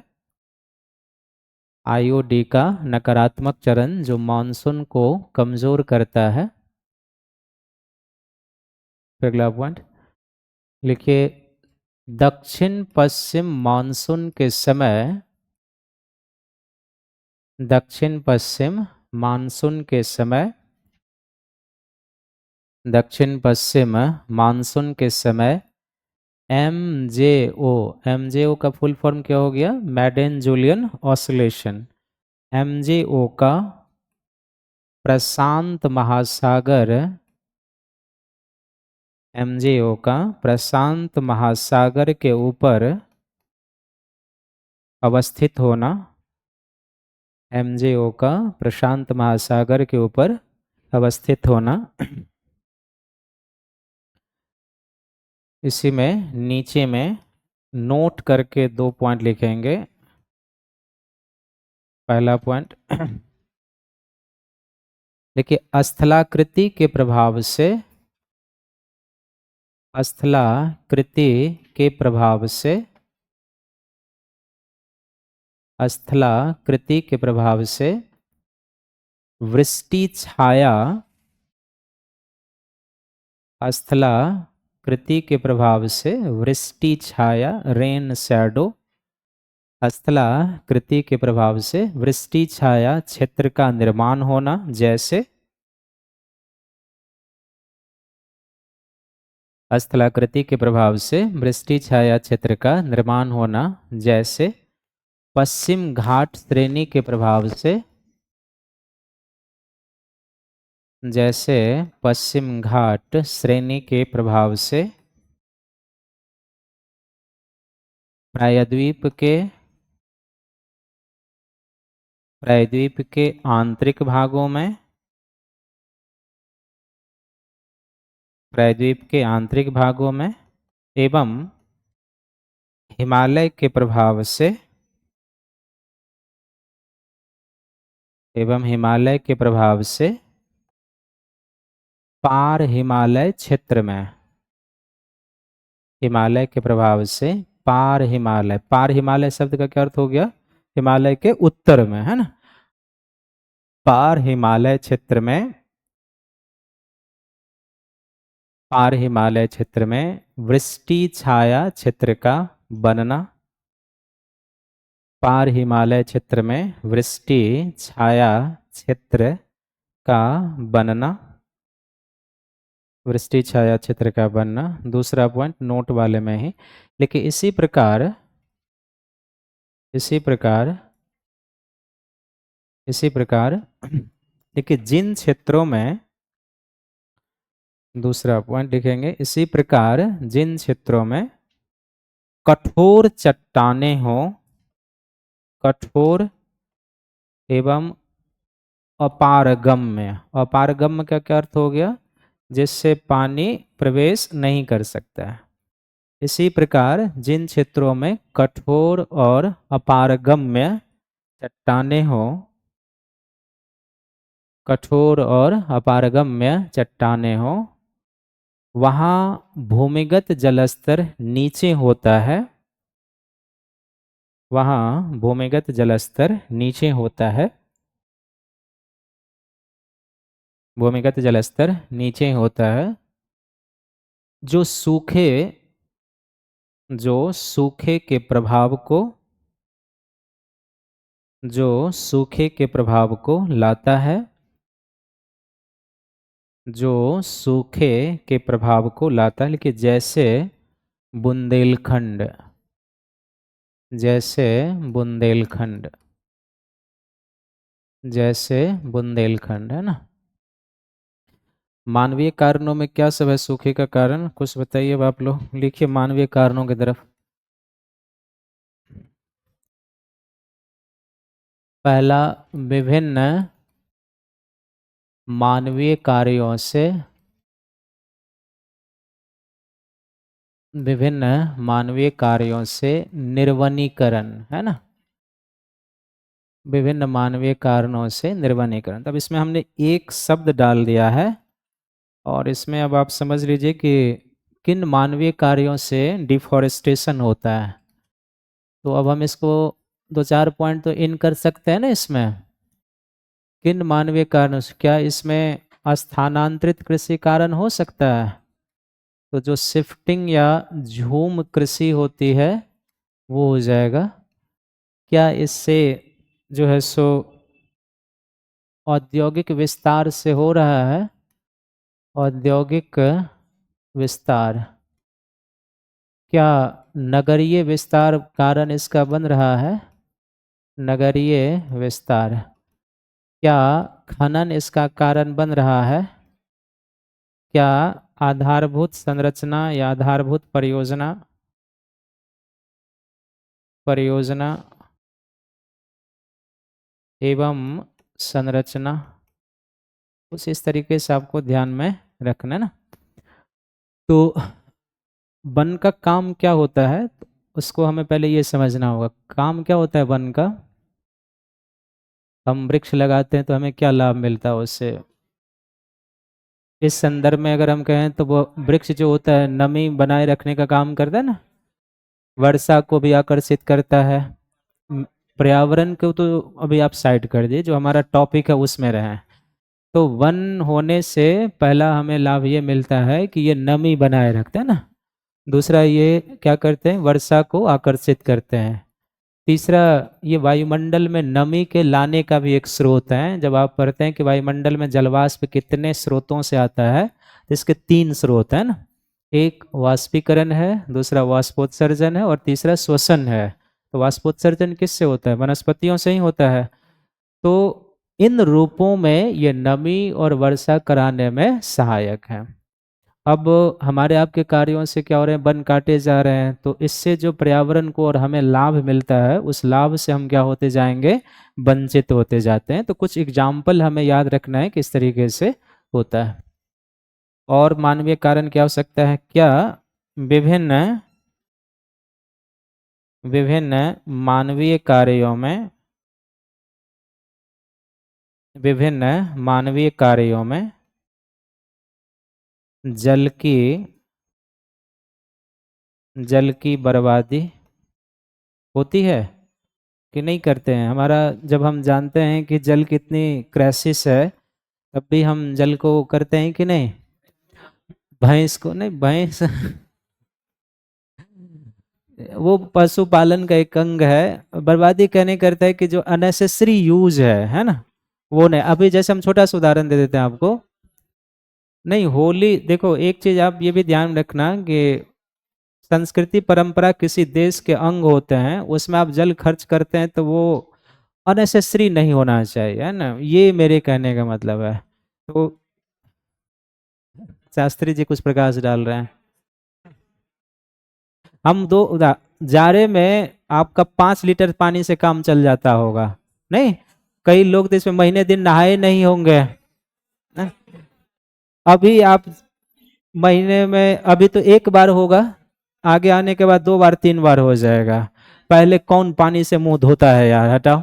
अभी 2-4 बार हो जाता होगा, जितने बार घर पर जाते होंगे उस समय तो यार पानी कौन छुएगा। तो अननेसेसरी नहीं। अगर आप बाथिंग एक बकेट पानी में कर सकते हैं तो 4 नहीं यूज होना चाहिए, मेरे कहने का मतलब यह है। हम खाना बनाने में भोजन की बर्बादी खूब करते हैं ना, बर्तन के धोने में खूब पानी की बर्बादी होती है, नहीं की जाती है? सिंक खुला हुआ है, बर्तन की धुलाई हो रही है, भाई उसको मैनेज किया जा सकता है। तो इस तरीके से जो अननेसेसरी काम होते हैं, अगर उसको हम कम कर लें। आप एक इमेजिन कीजिए, कभी इस तरीके से सोचिए। आप जो भोजन बनाते हैं और बना हुआ भोजन जो फेंका जाता है, क्या वो जल संकट का कारण नहीं है? आप उस बनाने में कितना पानी खर्च हुआ, आप इमेजिन कीजिए। और एक घर की बात तो ये नहीं है ना, आप ना इतना फेंक रहे हैं, इतना इतना करके पूरे दिल्ली फेंक रही है। तो अब समझिए कितना, एक तो अनाज की बर्बादी हुई, और दूसरा उसको बनाने में, सिझाने में, बर्तन की धुलाई में पानी की खपत हुई है या नहीं हुई है? तो अगर आप सोचेंगे कि अगर हम इन चीज़ों को कम कर लें तो निसंदेह जल संकट को कम किया जा सकता है।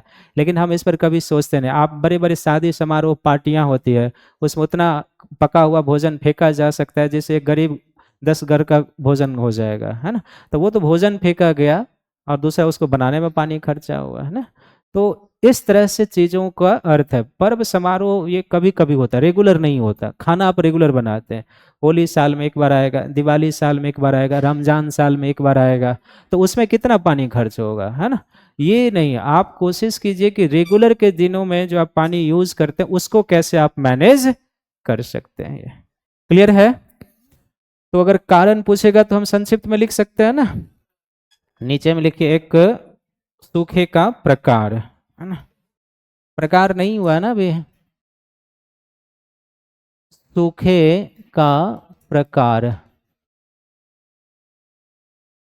Types of drought. तो सूखे के प्रकारों में एक होता है जिसको हम कहते हैं मौसमी सूखा, वेदर सूखा। दूसरा जो सूखा होता है उसको हम कहते हैं मृदा सूखा। सब में दो दो लाइन करके अर्थ आएगा, इसलिए उतना स्पेस आप रहने दीजिएगा। तीसरा होता है जिसको हम कहते हैं कृषि सूखा, कृषि सूखा। चौथा होता है जिसे हम कहते हैं जल विज्ञान सूखा, हाइड्रोलॉजिकल ड्रॉट, जल विज्ञान सूखा, तो हाइड्रोलॉजिकल ड्रॉट। पांचवा हो जाएगा जिसको हम कहेंगे पारिस्थितिकीय सूखा, इकोलॉजिकल ड्रॉट, पारिस्थितिकीय सूखा, इकोलॉजिकल ड्रॉट। एक और आ जाएगा जिसको हम कहते हैं सामाजिक सूखा, सोशल ड्रॉट, सामाजिक सूखा, सोशल ड्रॉट, है ना। तो मौसमी सूखा है, मृदा सूखा है, कृषि सूखा है, जल विज्ञान सूखा है, पारिस्थितिकी सूखा है, सामाजिक सूखा है, सोशल ड्रॉट है। इतना नज़दीक लिख लें कि दो लाइन अगर लिखना हो तो नहीं लिख पाएंगे, लिख लेंगे। ठीक है, आप आइए बोर्ड पर। सब एक दूसरे से इंटरलिंक है, आप समझ जाएंगे तो लिखने की भी जरूरत नहीं पड़ेगा। मौसमी सूखा, इसका अर्थ है हम इसको सीजनल सूखा कहेंगे। सीजनल सूखा का अर्थ हुआ, जैसे भारत के संदर्भ में अगर हम समझें कि भारत में मौसमी सूखा कब आ सकता है, अभी के सीजन में, कि जो वर्षा का सीजन है। तो अगर वर्षा के सीजन में कहीं पर लंबे समय तक वर्षा ना हो तो उस स्थिति को हम क्या कहेंगे, मौसमी सूखा। तो मौसमी सूखा का सिंपल अर्थ होता है कि किसी क्षेत्र में जो वर्षा का सीजन है, उस वर्षा के सीजन में अगर वहाँ पर वर्षा कम हो जाए, औसत वर्षा से कम हो जाए, जल की कमी पड़ने लगे, तो उस स्थिति को हम क्या कहेंगे, मौसमी सूखा। अब उसी को इंटरलिंक कीजिए और थोड़ा सा एनालिसिस कीजिए। अगर मौसमी सूखा लंबे समय तक जारी रहा, तो इसका अर्थ है कि वर्षा लंबे समय तक नहीं हुई, और वर्षा लंबे समय तक नहीं हुई तो मिट्टी की नमी जल्दी समाप्त होगी, क्योंकि सूर्य का प्रकाश तो पड़ेगा ही, जितना विकिरण पड़ेगा उतना ही उसकी नमी क्या होगी, तेजी से वापस इवेपोरेट होते जाएगी। तो अगर लंबे समय तक सीजनल ड्राउट जारी रहा तो वो मिट्टी की नमी को जल्दी कम करेगा, जिससे मिट्टी क्या होगा, सूखने लगेगी, दरारें पड़ेगी, उसका अपरदन निम्नीकरण होना शुरू हो जाएगा। तो इसको हम क्या कहेंगे, मृदा सूखा कहेंगे। सिंपल से एक लाइन में कि मिट्टी की नमी कम हो जाए, कृषि कार्य के लिए आपको जितनी नमी चाहिए मिट्टी में वो नमी ना रहे, तो उसी स्थिति को हम क्या कहेंगे, सॉइल ड्रॉट। अब सॉइल ड्रॉट का अगला परिणाम क्या होगा, कृषि सूखा हो जाएगा।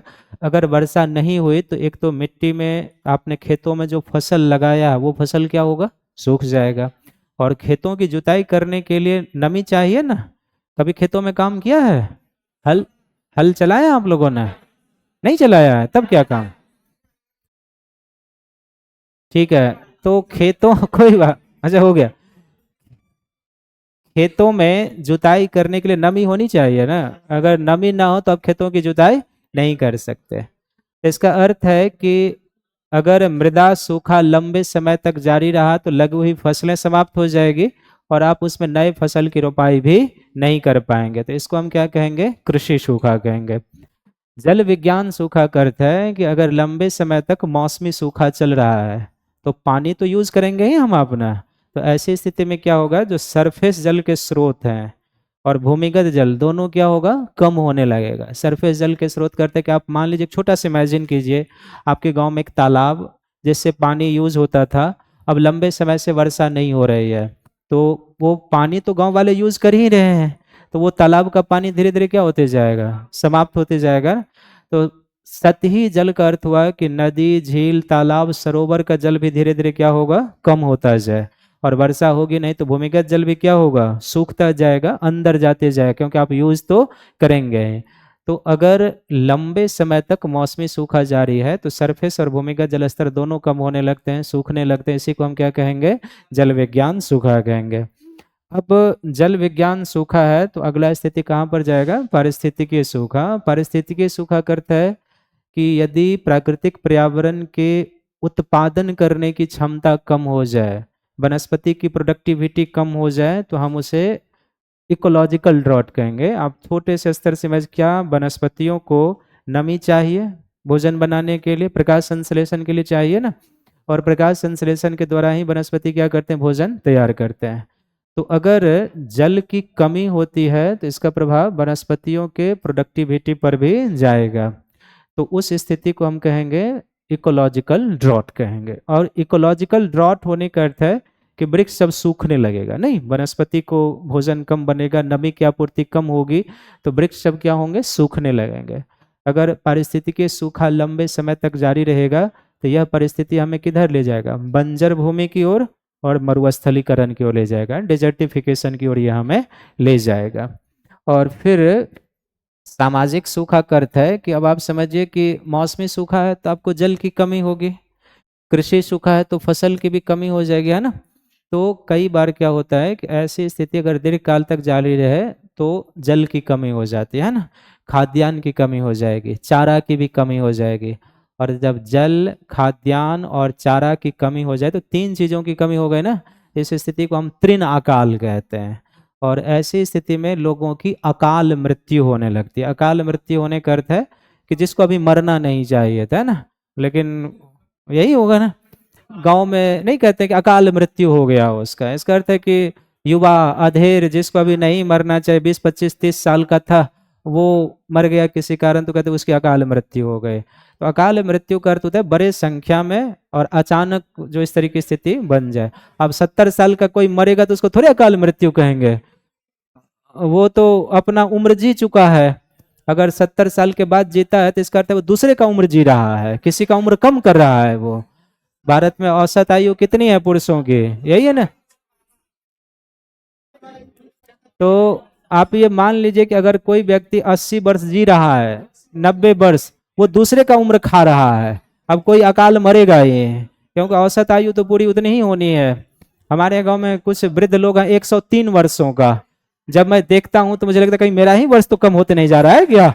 हाँ भाई, 103 साल के हैं और तो इसका अर्थ है कि वो किसी दूसरे का उम्र लेके जी रहा है। तो इसी को हम कहते हैं जब पशु पक्षी मानव की मृत्यु होने लगे तो जल की कमी होगी, तो पशु पक्षी को भी तो पानी चाहिए ना, तो अकाल मृत्यु होने लगती है। उसी को हम क्या कहते हैं, सामाजिक सूखे के नाम से जानते हैं। लिखाना पड़ेगा इसमें, अब एक एक लाइन करके जिनको लिखना है लिख लीजिए। मौसमी सूखा में लिखिए, लिखिए यह लंबे समय तक, मौसमी सूखा में एक लाइन सामने में लिखिए, यह लंबे समय तक, यह लंबे समय तक वर्षा न होने की स्थिति का सूचक है। यह लंबे समय तक वर्षा न होने, लंबे समय तक वर्षा न होने की स्थिति का सूचक है। मृदा सूखा में लिखेंगे एक लाइन, लिखिए यदि, मृदा सूखा में एक लाइन लिखिए, यदि मौसमी सूखा, यदि मौसमी सूखा दीर्घ काल तक जारी रहे, यदि मौसमी सूखा दीर्घ काल तक जारी रहे तो मृदा की नमी, तो मृदा की नमी समाप्त होने लगती है।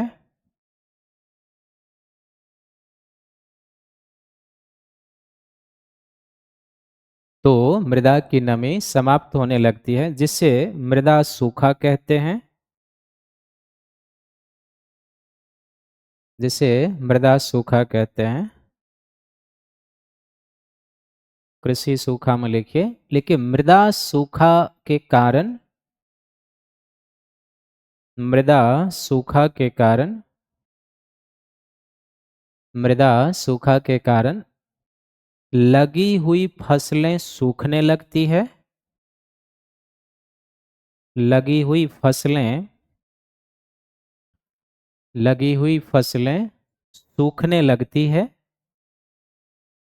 तथा नए फसल लगाना भी, तथा नए फसल, तथा नए फसल लगाना भी संभव नहीं हो पाता। नए फसल लगाना भी संभव नहीं हो पाता, जिसे, जिसे कृषि सूखा कहते हैं। जिसे कृषि सूखा कहते हैं। जल विज्ञान सूखा में एक लाइन लिखिए। यदि, यदि लंबे समय तक, यदि लंबे समय तक मौसमी सूखा, यदि लंबे समय तक मौसमी सूखा जारी रहे, मौसमी सूखा जारी रहे, तो सतही जल के स्रोत, सरफेस, सतही जल के स्रोत सूखने लगते हैं। सतही जल के स्रोत सूखने लगते हैं और भूमिगत जलस्तर भी, और भूमिगत जलस्तर भी, और भूमिगत जलस्तर भी नीचे गिरने लगता है। भूमिगत जलस्तर भी नीचे गिरने लगता है, जिसे,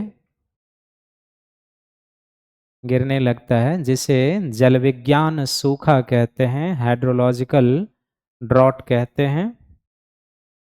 जिसे जल विज्ञान सूखा कहते हैं। अगला, पारिस्थितिकी सूखा में लिखिए। यदि दीर्घकाल तक, यदि दीर्घकाल तक जल विज्ञान सूखा जारी रहे, यदि दीर्घकाल तक, यदि दीर्घकाल तक जल विज्ञान सूखा जारी रहे, तो पारिस्थितिक तंत्र की,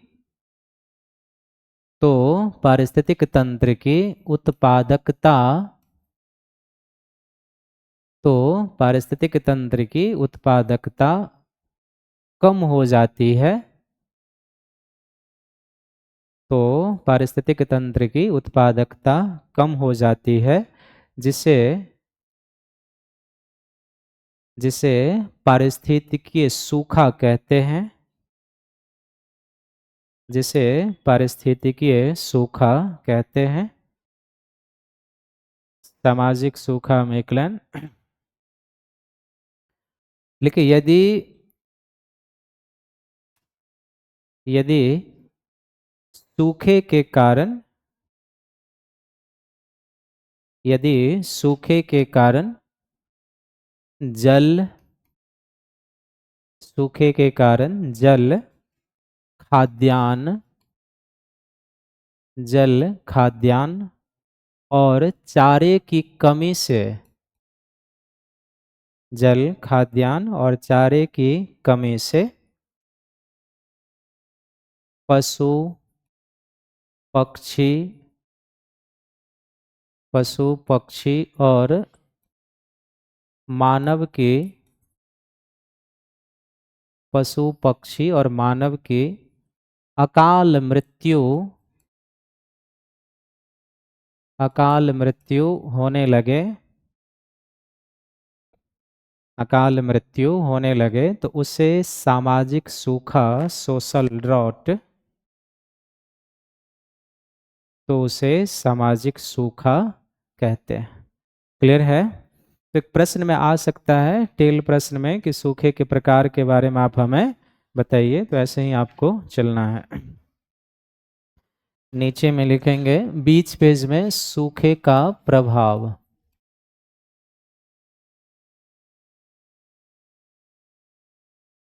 तो सूखे के प्रभाव को हम दो प्रकार से देखेंगे, एक मानव पर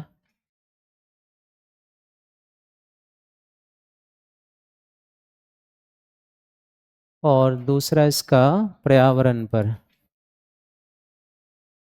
पर्यावरणीय प्रभाव।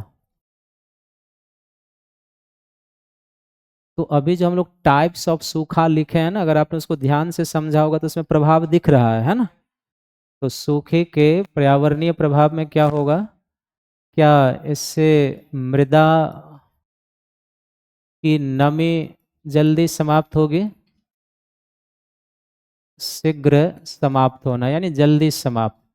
तो मृदा की नमी अगर जल्दी समाप्त होगी तो इसका परिणाम होगा मृदा का अपरदन। दूसरा इसका परिणाम होगा मृदा का निम्नीकरण, सॉइल डिग्रेडिएशन। और मृदा अपरदन और निम्नीकरण का परिणाम होगा मृदा उत्पादकता में, मृदा उत्पादकता में कमी का आना, है ना, कमी आना। ये 3 पॉइंट तो इससे जुड़ जाएगा कि अगर सूखे का प्रभाव है तो मृदा की नमी क्या होगी, जल्दी समाप्त होगी। और मृदा की नमी जल्दी समाप्त होने का अर्थ हुआ कि नमी हटी तो मिट्टी क्या होगा, टूटेगी जल्दी, तो अपरदन जल्दी होगा। अपरदन निम्नीकरण का अर्थ है कि मिट्टी की क्वालिटी का कम हो जाना, क्वालिटी डिग्रेड हो जाना।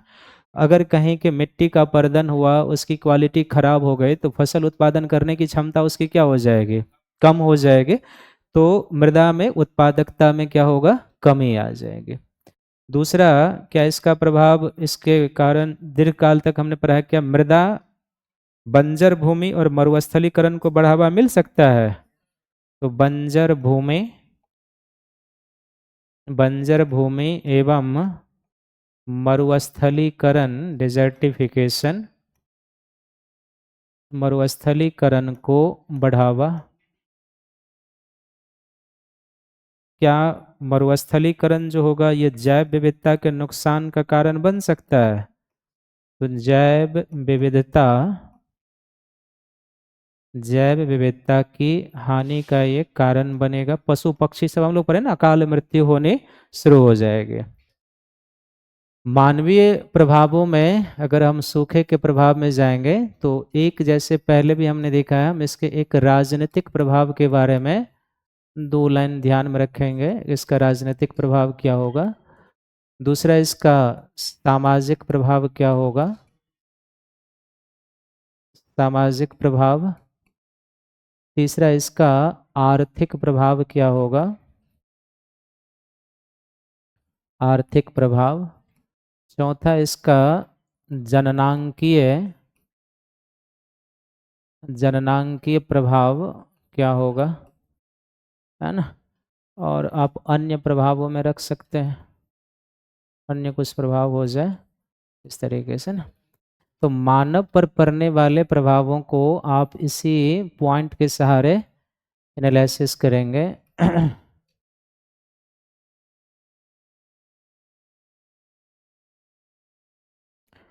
क्या पड़ेगा सूखे का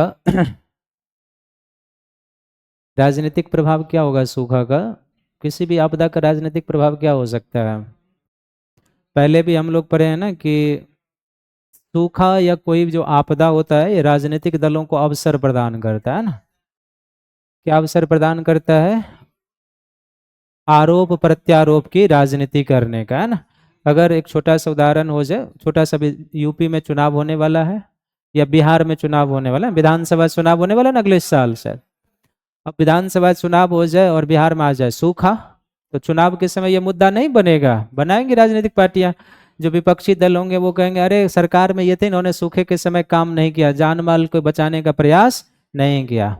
जो चाचा है वो कहेंगे नहीं मैंने तो बहुत कोशिश किया था, है ना। तो आपको इसमें किसी, मैंने पहले भी कहा है कि ऐसे पॉइंट जब हम लिखते हैं तो हमें किसी पार्टी का नाम लेने की ज़रूरत नहीं है। बस एक लाइन, हमें 2 लाइन लिखना होता है इसमें कि जो आपदाएं होती हैं इस तरह की, वो राजनीतिक दलों को आरोप प्रत्यारोप की राजनीति करने का अवसर देते हैं। दूसरा पॉइंट उसमें हो जाएगा कि ऐसे मुद्दे प्रायः चुनाव के समय उठाए जाते हैं ताकि जनता की भावनाओं को ऊपर किया जाए, और भावना के आधार पर क्या होता है, लोग जुड़ते हैं ना, वोट का पोलराइजेशन होना शुरू हो जाता है। आपको लगेगा कि आप सूखे से प्रभावित हुए थे और वो मुद्दा कोई उठा दे, तो स्वाभाविक है कि आपका झुकाव, हमारा झुकाव क्या होगा, उस व्यक्ति की ओर हो जाएगा जो उस बात को उठाएगा। तो फिर वोट का क्या होता है, ऐसे में पोलराइजेशन होना शुरू हो जाता है। तो एक कारण इसका ये होगा। सामाजिक प्रभावों में जब हम जाएंगे तो क्या सूखा अगर हुई तो आप ध्यान से देखेंगे, ये सूखा बेरोजगारी का कारण बन सकता है, बनेगा ना। अगर मान लीजिए फसल नहीं लग पाया तो किसान के लिए बेरोजगार होगा ना। गांव में रोजगार का मूल साधन क्या है, कृषि है, और अगर सूखे के कारण कृषि नहीं हो पाए तो कृषि में जो लगे हुए लोग हैं उनको बेरोजगारी का सामना करना पड़ेगा या नहीं करना पड़ेगा। तो सूखा बेरोजगारी का कारण बने। क्या बेरोजगारी लोगों की गरीबी को बढ़ा सकता है, गरीबी बढ़, क्या ये बढ़ता हुआ गरीबी हमारे जीवन स्तर को प्रभावित करेगा, रहन सहन, जो चूंकि खर्च आप शिक्षा पर, स्वास्थ्य पर, खान पान पर खर्चा कब करते हैं, जब आपके इनकम का स्रोत कंटिन्यू बना रहे, बढ़ता रहे। अब सूखे का कारण फसल खराब हो गई, फसल बिकने से आपके घर परिवार में, इसमें से आप बहुत लोग होंगे जिनका अनाज उत्पादन होता होगा, अच्छे से बिक्री होता होगा, पैसा आता होगा, तो आपको भी वहां से मिलता होगा, है कुछ लोग इसमें ऐसे, बिल्कुल होंगे। हम सब किसान परिवार से बिलोंग करते हैं। तो अब मान लीजिए वो फसल उत्पादन ना हो तो आपकी यहाँ जो मटर गश्ती होती है वो प्रभावित होगी कि नहीं होगी। अभी महीने मारा होगा 20,000 रुपया, बाबूजी बोलेंगे कि बेटवा सूखा आ गइल बा, तो 2-4 महीना कम से चलावा काम, है ना। तो वो 10-10 हज़ार आना शुरू हुआ। वो आपकी जो मटर गश्ती चलती थी दोस्तों के साथ पार्टी, और वो सारा क्या हो जाएगा, कम हो जाएगा, है ना।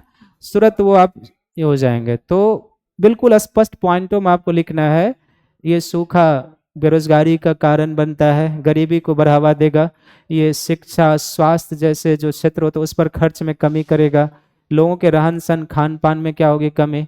अगर आपको खाद्यान्न की कमी, कुपोषण को बढ़ाएगा ये, क्या ये खाद्य संकट को जटिल कर सकता है। तो ये सारा पॉइंट हम किस में लिखेंगे, सामाजिक कारण। आर्थिक कारणों में हम क्या लिखेंगे, आर्थिक कारणों में अब आप लिंक करेंगे इन चीजों को जितना उतना आप लिख पाएंगे।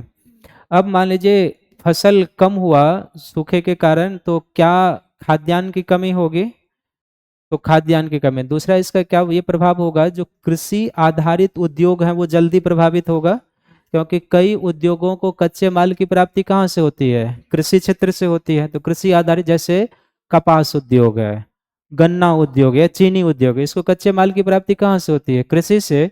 और मान लीजिए सूखे के कारण गन्ना और कपास का उत्पादन ना हो तो ये इंडस्ट्री तो डायरेक्ट प्रभावित होने शुरू हो जाएंगे।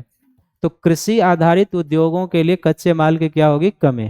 क्या कच्चे माल की कमी औद्योगिक रुग्णता को बढ़ावा दे सकता है, औद्योगिक उत्पादन कम होगा। अगर औद्योगिक उत्पादन कम हुआ तो उद्योगों में लेआउट होना शुरू होगा कि नहीं।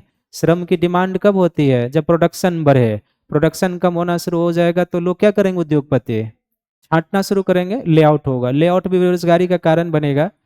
ऐसी स्थिति में सरकार के पास चुनौतियां क्या बढ़ती है कि आप खाद्यान्न की कमी है तो ये स्थिति सब कला बाजारी को बढ़ावा देता है ना।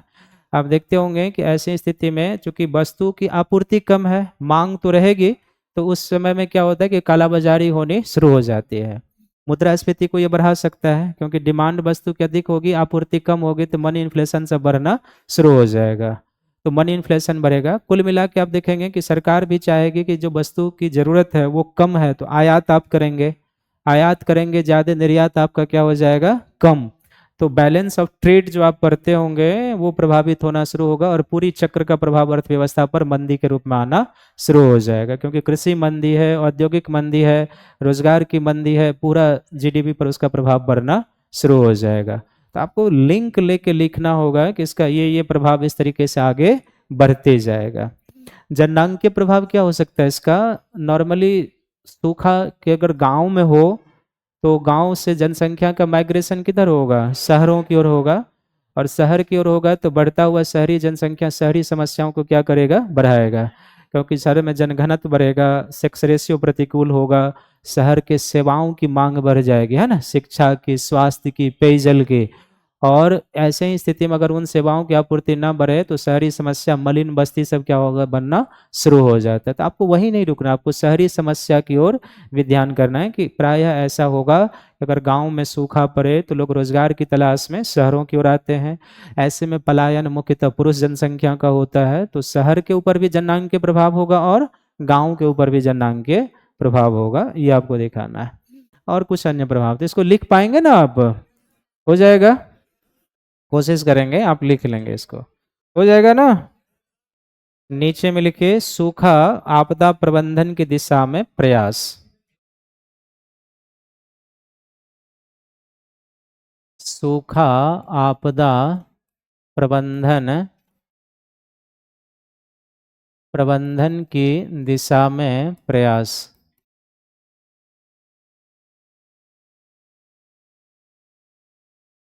क्या? हाँ जी। कुप्रभाव, सूखे का कुछ अच्छा प्रभाव भी होता है।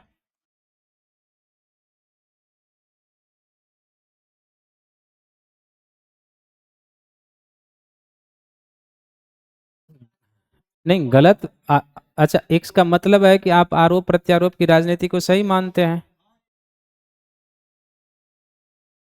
तो क्यों लोग इसका विरोध करते हैं कि आरोप प्रत्यारोप की राजनीति, राजनीति अगर स्वच्छ चीजों को लेकर है तो वो सही है। आप एक मिनट, एक 2 मिनट इनकी बातों को ले लेते हैं, छोटे से उदाहरण से चल। आप हमें ये बताइए कि वर्तमान में जो भारत की राजनीति, उसमें आपको लगता है कि कोई दल किसी दल के ऊपर आरोप लगाता है तो वो सही आरोप रहता है? कितने आरोप सही होते हैं? बहुत कम, नहीं के बराबर। आज की जो राजनीति है, आप एक चीज हमें बताइए, संगम के समय कहा गया गंगा का पानी नहाने लायक नहीं है, 10 रिपोर्ट बाद में कहा कि नहीं वैसे ही पानी की क्वालिटी थी जैसे पहले था। तभी ये आरोप की राजनीति सही है या गलत है? फिर तो अब यही तो दिक्कत है ना, उसने कहाँ से सैंपल लिया, उस सैंपल की कितनी प्रासंगिकता है? आप जब उन चीजों की गहराई में जाएंगे तो पता चलेगा वो सैंपल कहाँ से लिया था, कितने जगह से सैंपल लिया गया था, उसमें किस संस्था ने किया था, किसके प्रभाव में आकर किया था। हो सकता है कि उसका सही हो, लेकिन सरकार के इधर जो 10 12 संस्थाओं ने रिपोर्ट दिया है कि उसका भी तो सही हो सकता है ना, तो ये तो आरोप प्रत्यारोप की राजनीति हो गई, है ना।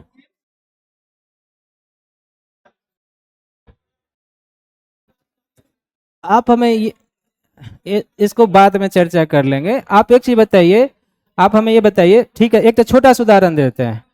बिहार में सूखा, देखिए 2 मिनट में इनकी इनको अपने समझ, बिहार में सूखा पड़ जाए, आरजेडी कहे कि आप उस सूखे से प्रभावित हो गए, आरजेडी कहती है कि सरकार ने काम नहीं किया, और सरकार कहती है कि हमने काम किया। ऐसी जरूर बात होगी कि सूखा होगी तो सरकार भी काम करेगी। अब इसमें बात किसकी सही होगी, और नॉर्मली आप किसके तरफ झुकाव होगा आपका, और क्यों हुआ आपका झुकाव? क्योंकि वो आपके हित की बात कर रहा है, इसलिए ना। तो इसका अर्थ है ना कि आपने स्वेच्छा से मतदान नहीं किया, जिस पार्टी ने आपके हित की बात की उसको आपने दिया वोट। हितों की राजनीति हो रही है, स्वच्छ राजनीति आपने नहीं किया, आपने स्वच्छ राजनीति नहीं किया, हित आधारित राजनीति। ये पोलराइजेशन को बढ़ावा देता है कि जो हमारे हित की बात करेगा हम उसको देंगे वोट, जो हमारे हित की बात नहीं करेगा हम उसको वोट नहीं देंगे, चाहे वो अच्छा भी है। तो ये होता है आरोप प्रत्यारोप की राजनीति। राजनीति तो होना ही चाहिए क्योंकि उससे नई चीजें निकल कर आती है, लेकिन आरोप प्रत्यारोप की राजनीति का अर्थ यही होता है कि गलत मुद्दों को हवा देना। इसका अर्थ यह है कि सही मुद्दे को उठाए तो कोई दिक्कत नहीं, सब उठाए, सही मुद्दे को क्यों नहीं उठाए, लेकिन अगर आप गलत मुद्दे को लेकर आरोप प्रत्यारोप करते हैं तो वो सही नहीं माना जाता, जितना मैं समझता हूं, है ना। तो गलत मुद्दे को नहीं होना चाहिए, बाकी सबको अधिकार है बात करने का, क्यों नहीं करे, कहीं कुछ हो तो क्यों नहीं करे, होना ही चाहिए, है ना। अभी आप जैसे देखिए 5 साल, अभी दिल्ली में चुनाव हुआ, यमुना के ऊपर काम हो रहा है या नहीं हो रहा है? जब लोकसभा, उस समय विधानसभा का चुनाव होगा, दिल्ली का ये मुद्दा फिर गरमाएगा कि नहीं गरमाएगा? सरकार कहेगी कि हमने काम किया है, विपक्षी पार्टियां क्या कहेगी, अरे जैसे हम करके गए थे वैसे ही था, कुछ काम नहीं हुआ है ना। लेकिन बीच का रास्ता तो कुछ होना चाहिए ना, कि सही तो कौन, हमें यही देखना होता है कि सही बातें होनी चाहिए। मैं ये नहीं कहता कि मुद्दा नहीं उठना चाहिए, राजनीति की बात होनी चाहिए, लेकिन वो मुद्दों आधारित हो, वैल्यूएबल कंडीशन पर बात हो, ये मेरे कहने का अर्थ। तो प्रबंधन की दिशा में प्रयास का, तो सबसे पहला हम लिखेंगे सूखा शमन, सूखा शमन की दिशा में प्रयास।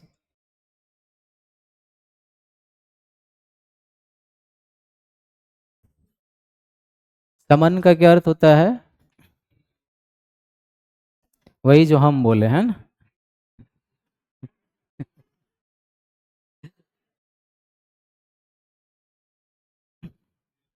शमन का अर्थ क्या होता है, हम लोग पहले पढ़े थे ना, कि किसी भी आपदा के दुष्प्रभाव को कम करने के लिए किए गए प्रयास है ना।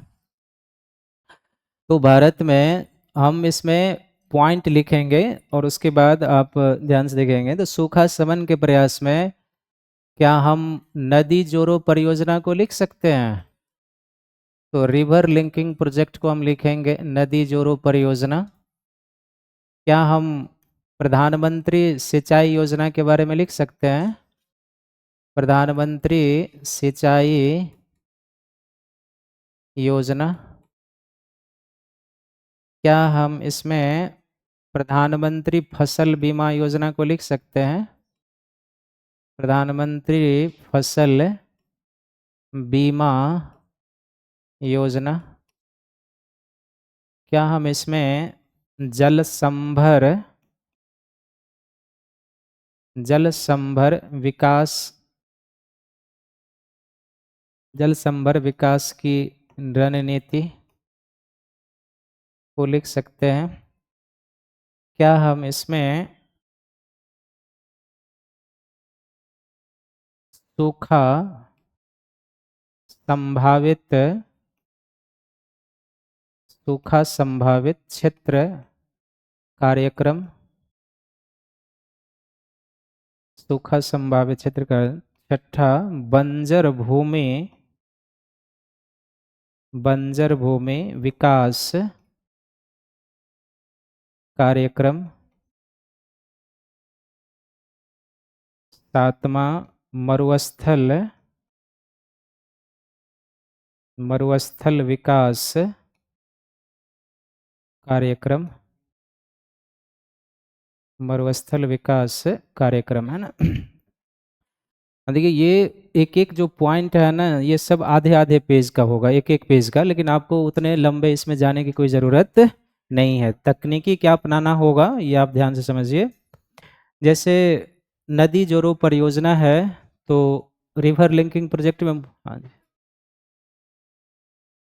जैसे नदी जोड़ो परियोजना है, हमें इसमें लिखना क्या होगा ये हमें ध्यान रखना है।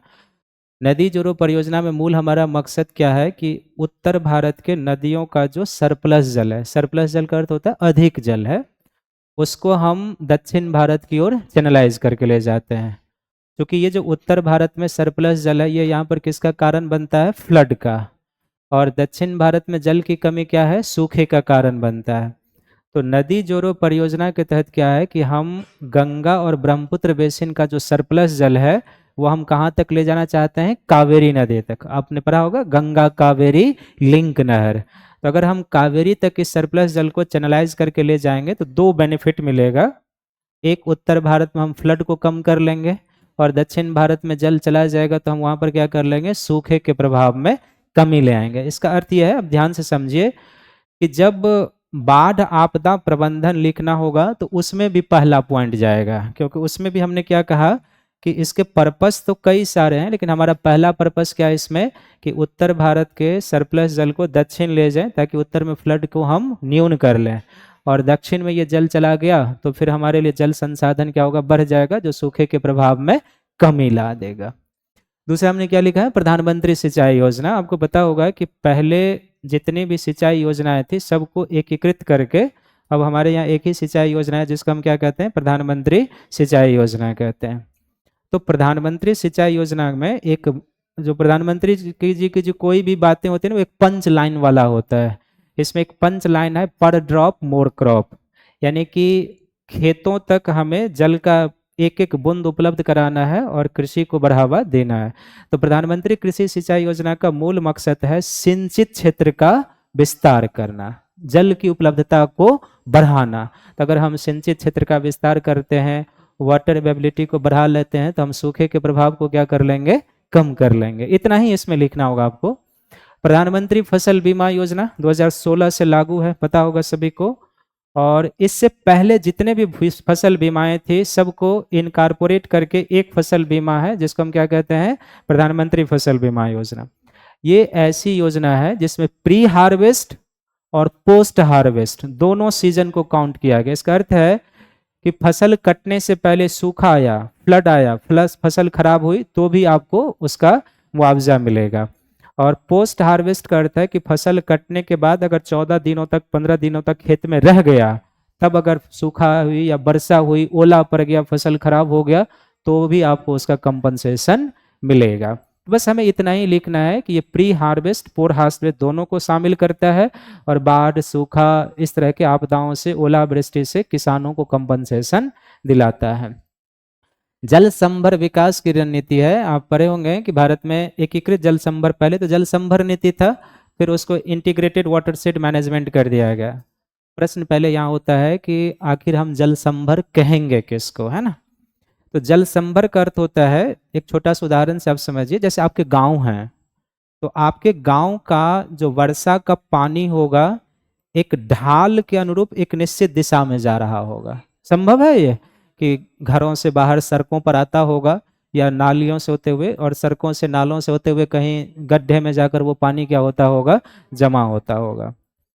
तो अगर हम किसी क्षेत्र के वर्षा जल को या सतही जल को ढाल के अनुरूप जो प्रवाहित हो रहा है, उस ढाल के अनुरूप प्रवाहित होने वाले जल को अगर हम एक जगह इकट्ठा कर लेते हैं और उसका हम प्रबंधन करके उपयोग करते हैं, तो वो जल संभर विकास की नीति है। समझने के लिए, जैसे आप अपने गांव के पानी को एक ढाल की दिशा में ले जाइए, एक जल संचय का क्षेत्र बना लीजिए, उसमें पानी जमा कीजिए और उस पानी का यूज आप कीजिए। That is the watershed management है। तो ये भारत में अब इंटीग्रेटेड वाटरशेड मैनेजमेंट के रूप में जाना जाता है। फिर हमने लिखा है 3 भारत सरकार के जो कार्यक्रम है, ये है सूखा संभावित क्षेत्र कार्यक्रम, बंजर भूमि विकास कार्यक्रम और मरुस्थल विकास कार्यक्रम है। सबसे मूल बातें हैं कि ऐसे जो सरकार के कार्यक्रम होते हैं, आप उनको समझें कैसे, कॉन्सेप्चुलाइज कैसे करें, ये मूल बातें होती है, क्योंकि इन चीज़ों को याद रटा नहीं जा सकता है। आप इनके शब्दों में देखिए, दो इस तरीके का जो भी कार्यक्रम होगा, सरकार का 2 मूल फोकस होगा इसमें। पहला फोकस क्या है, अब जैसे देखिए ड्रॉट प्रोन एरिया प्रोग्राम है, कोई सूखा संभावित क्षेत्र है और सूखे संभावित क्षेत्र के लिए सरकार का कार्यक्रम है। तो 2 पार्ट में ये कार्यक्रम होगा। एक कार्यक्रम होगा कि उस क्षेत्र में सूखे के प्रभाव को कम कैसे करना है, यही फोकस होगा ना, कि सूखा प्रभावित क्षेत्र है तो वहां पर हम सूखे के प्रभाव को कम कैसे करेंगे, उसके लिए जो काम होगा वो करेगी सरकार। और दूसरा उसमें होगा कि सूखा प्रभावित क्षेत्र में जो रहने वाले लोग हैं, उनके सामाजिक आर्थिक जीवन को कैसे ऊपर बनाया जाए। तो कुछ सोशल वेलफेयर का काम होगा और कुछ जो मिट्टी खराब हो चुकी है उसको कैसे फिर से बेहतर किया जा सके, सूखे को कैसे कम किया जा सके। इसी तरीके से बंजर भूमि विकास कार्यक्रम है, इसमें भी 2 ही पार्ट होगा। अब मान लीजिए कि एक गांव है या एक क्षेत्र है जहाँ की भूमि बंजर हो गई है और वहाँ पर बंजर भूमि विकास कार्यक्रम सरकार चला रही है, तो सरकार का फोकस किस पर होगा कि बैरन लैंड को कैसे फिर से कृषि योग्य बनाया जाए। यही उद्देश्य होगा ना, कि बंजर भूमि को और बंजर करना नहीं ना, बैरन लैंड है, बंजर भूमि है, उसको फिर से कैसे कृषि योग्य बनाया जाए, उसके लिए क्या करना होगा वो सरकार करेगी। और बंजर भूमि है, फिर उस क्षेत्र में रहने वाले लोग हैं, उनके जीवन स्तर को कैसे बेहतर किया जाए। तो कुछ उस तरीके का कार्यक्रम होगा, इसी तरीके से समझना है। डेजर्ट डेवलपमेंट प्रोग्राम है, मरुस्थल विकास का क्या अर्थ होगा कि ऐसे प्रोग्राम में फिर वही होगा, एक सरकार का होगा कि जिन क्षेत्रों के लिए ये कार्यक्रम चल रहा है वहां पर मरुस्थल को बढ़ने से कैसे रोका जाए, कि मरुस्थल को बढ़ावा देना नहीं ना, कि भाई कहीं मरुस्थल बन रहा है तो उसको कैसे कम किया जाए, रोका कैसे जाए, और मरुस्थल प्रभावित क्षेत्र में कैसे लोगों के सामाजिक आर्थिक जीवन को बढ़ाया जा सकता है। तो इसी तरीके से आपको ध्यान में रखना है। इसमें जैसे लास्ट पॉइंट है, तो मरुस्थल विकास कार्यक्रम जो है ना, ये 1977-78 में चलाया गया था। केंद्र प्रायोजित योजना है। केंद्र प्रायोजित योजना के रूप में यह उष्ण और शीत मरुस्थल, उष्ण और शीत मरुस्थल वाले राज्यों में चलाए जा रहे हैं।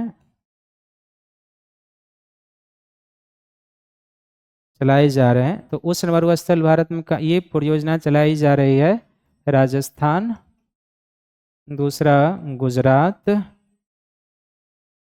तीसरा हरियाणा, चौथा पंजाब, पांचवा यूपी।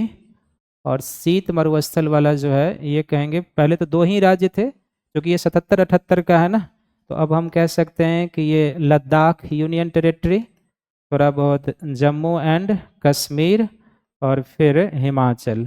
तो पहले तो लद्दाख नहीं थे, तो 2 ही राज्य हो जाएंगे। कौन से हो जाएंगे? जम्मू कश्मीर और हिमाचल में ये चलाया जा रहा था। तो उष्ण मरुस्थल में राजस्थान, गुजरात, हरियाणा, पंजाब और यूपी में ये प्रोग्राम चलाया जा रहा है।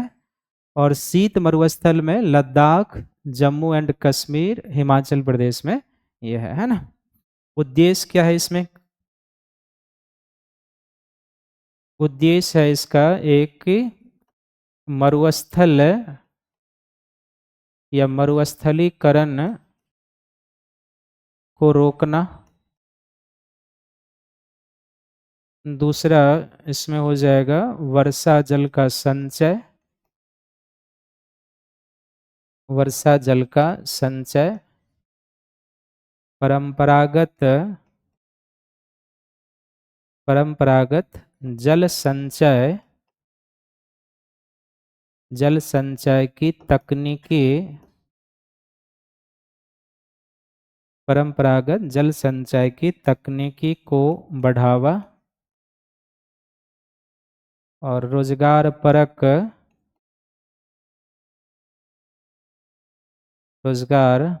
कार्यक्रम का सृजन है ना। ये कॉन्सेप्चुअली याद रखने का तरीका है। ऐसे ही बंजर भूमि है, तो ऐसे ही कोई भी सरकार की योजनाएं आपको ध्यान में रखना होगा कि उसमें क्या हो सकता है, क्या सरकार का पर्पस होगा, है ना। क्लियर है? तो आज हम आपको यहीं रोक लेंगे, 1:30 बजे से क्लास है फिर से। कल जब आपसे मिलेंगे इसमें कुछ और पढ़ेंगे, उसके बाद हम आपको बाढ़ वाले टॉपिक पर लिए चलेंगे, है ना। तो इसमें अभी एनडीएमए का थोड़ा गाइडलाइन पढ़ेंगे, कुछ और चीज़ें हैं, 2-3 चीज़ें, उसके बाद हम आगे बढ़ेंगे। ठीक है, तो आज आपकी कक्षा यहीं समाप्त है। कल मिलेंगे तो रेस्ट पार्ट ऑफ सरकारी प्रयास, और देन आफ्टर हम फ्लड वाले टॉपिक में प्रवेश कर जाएंगे। ठीक है, थैंक यू।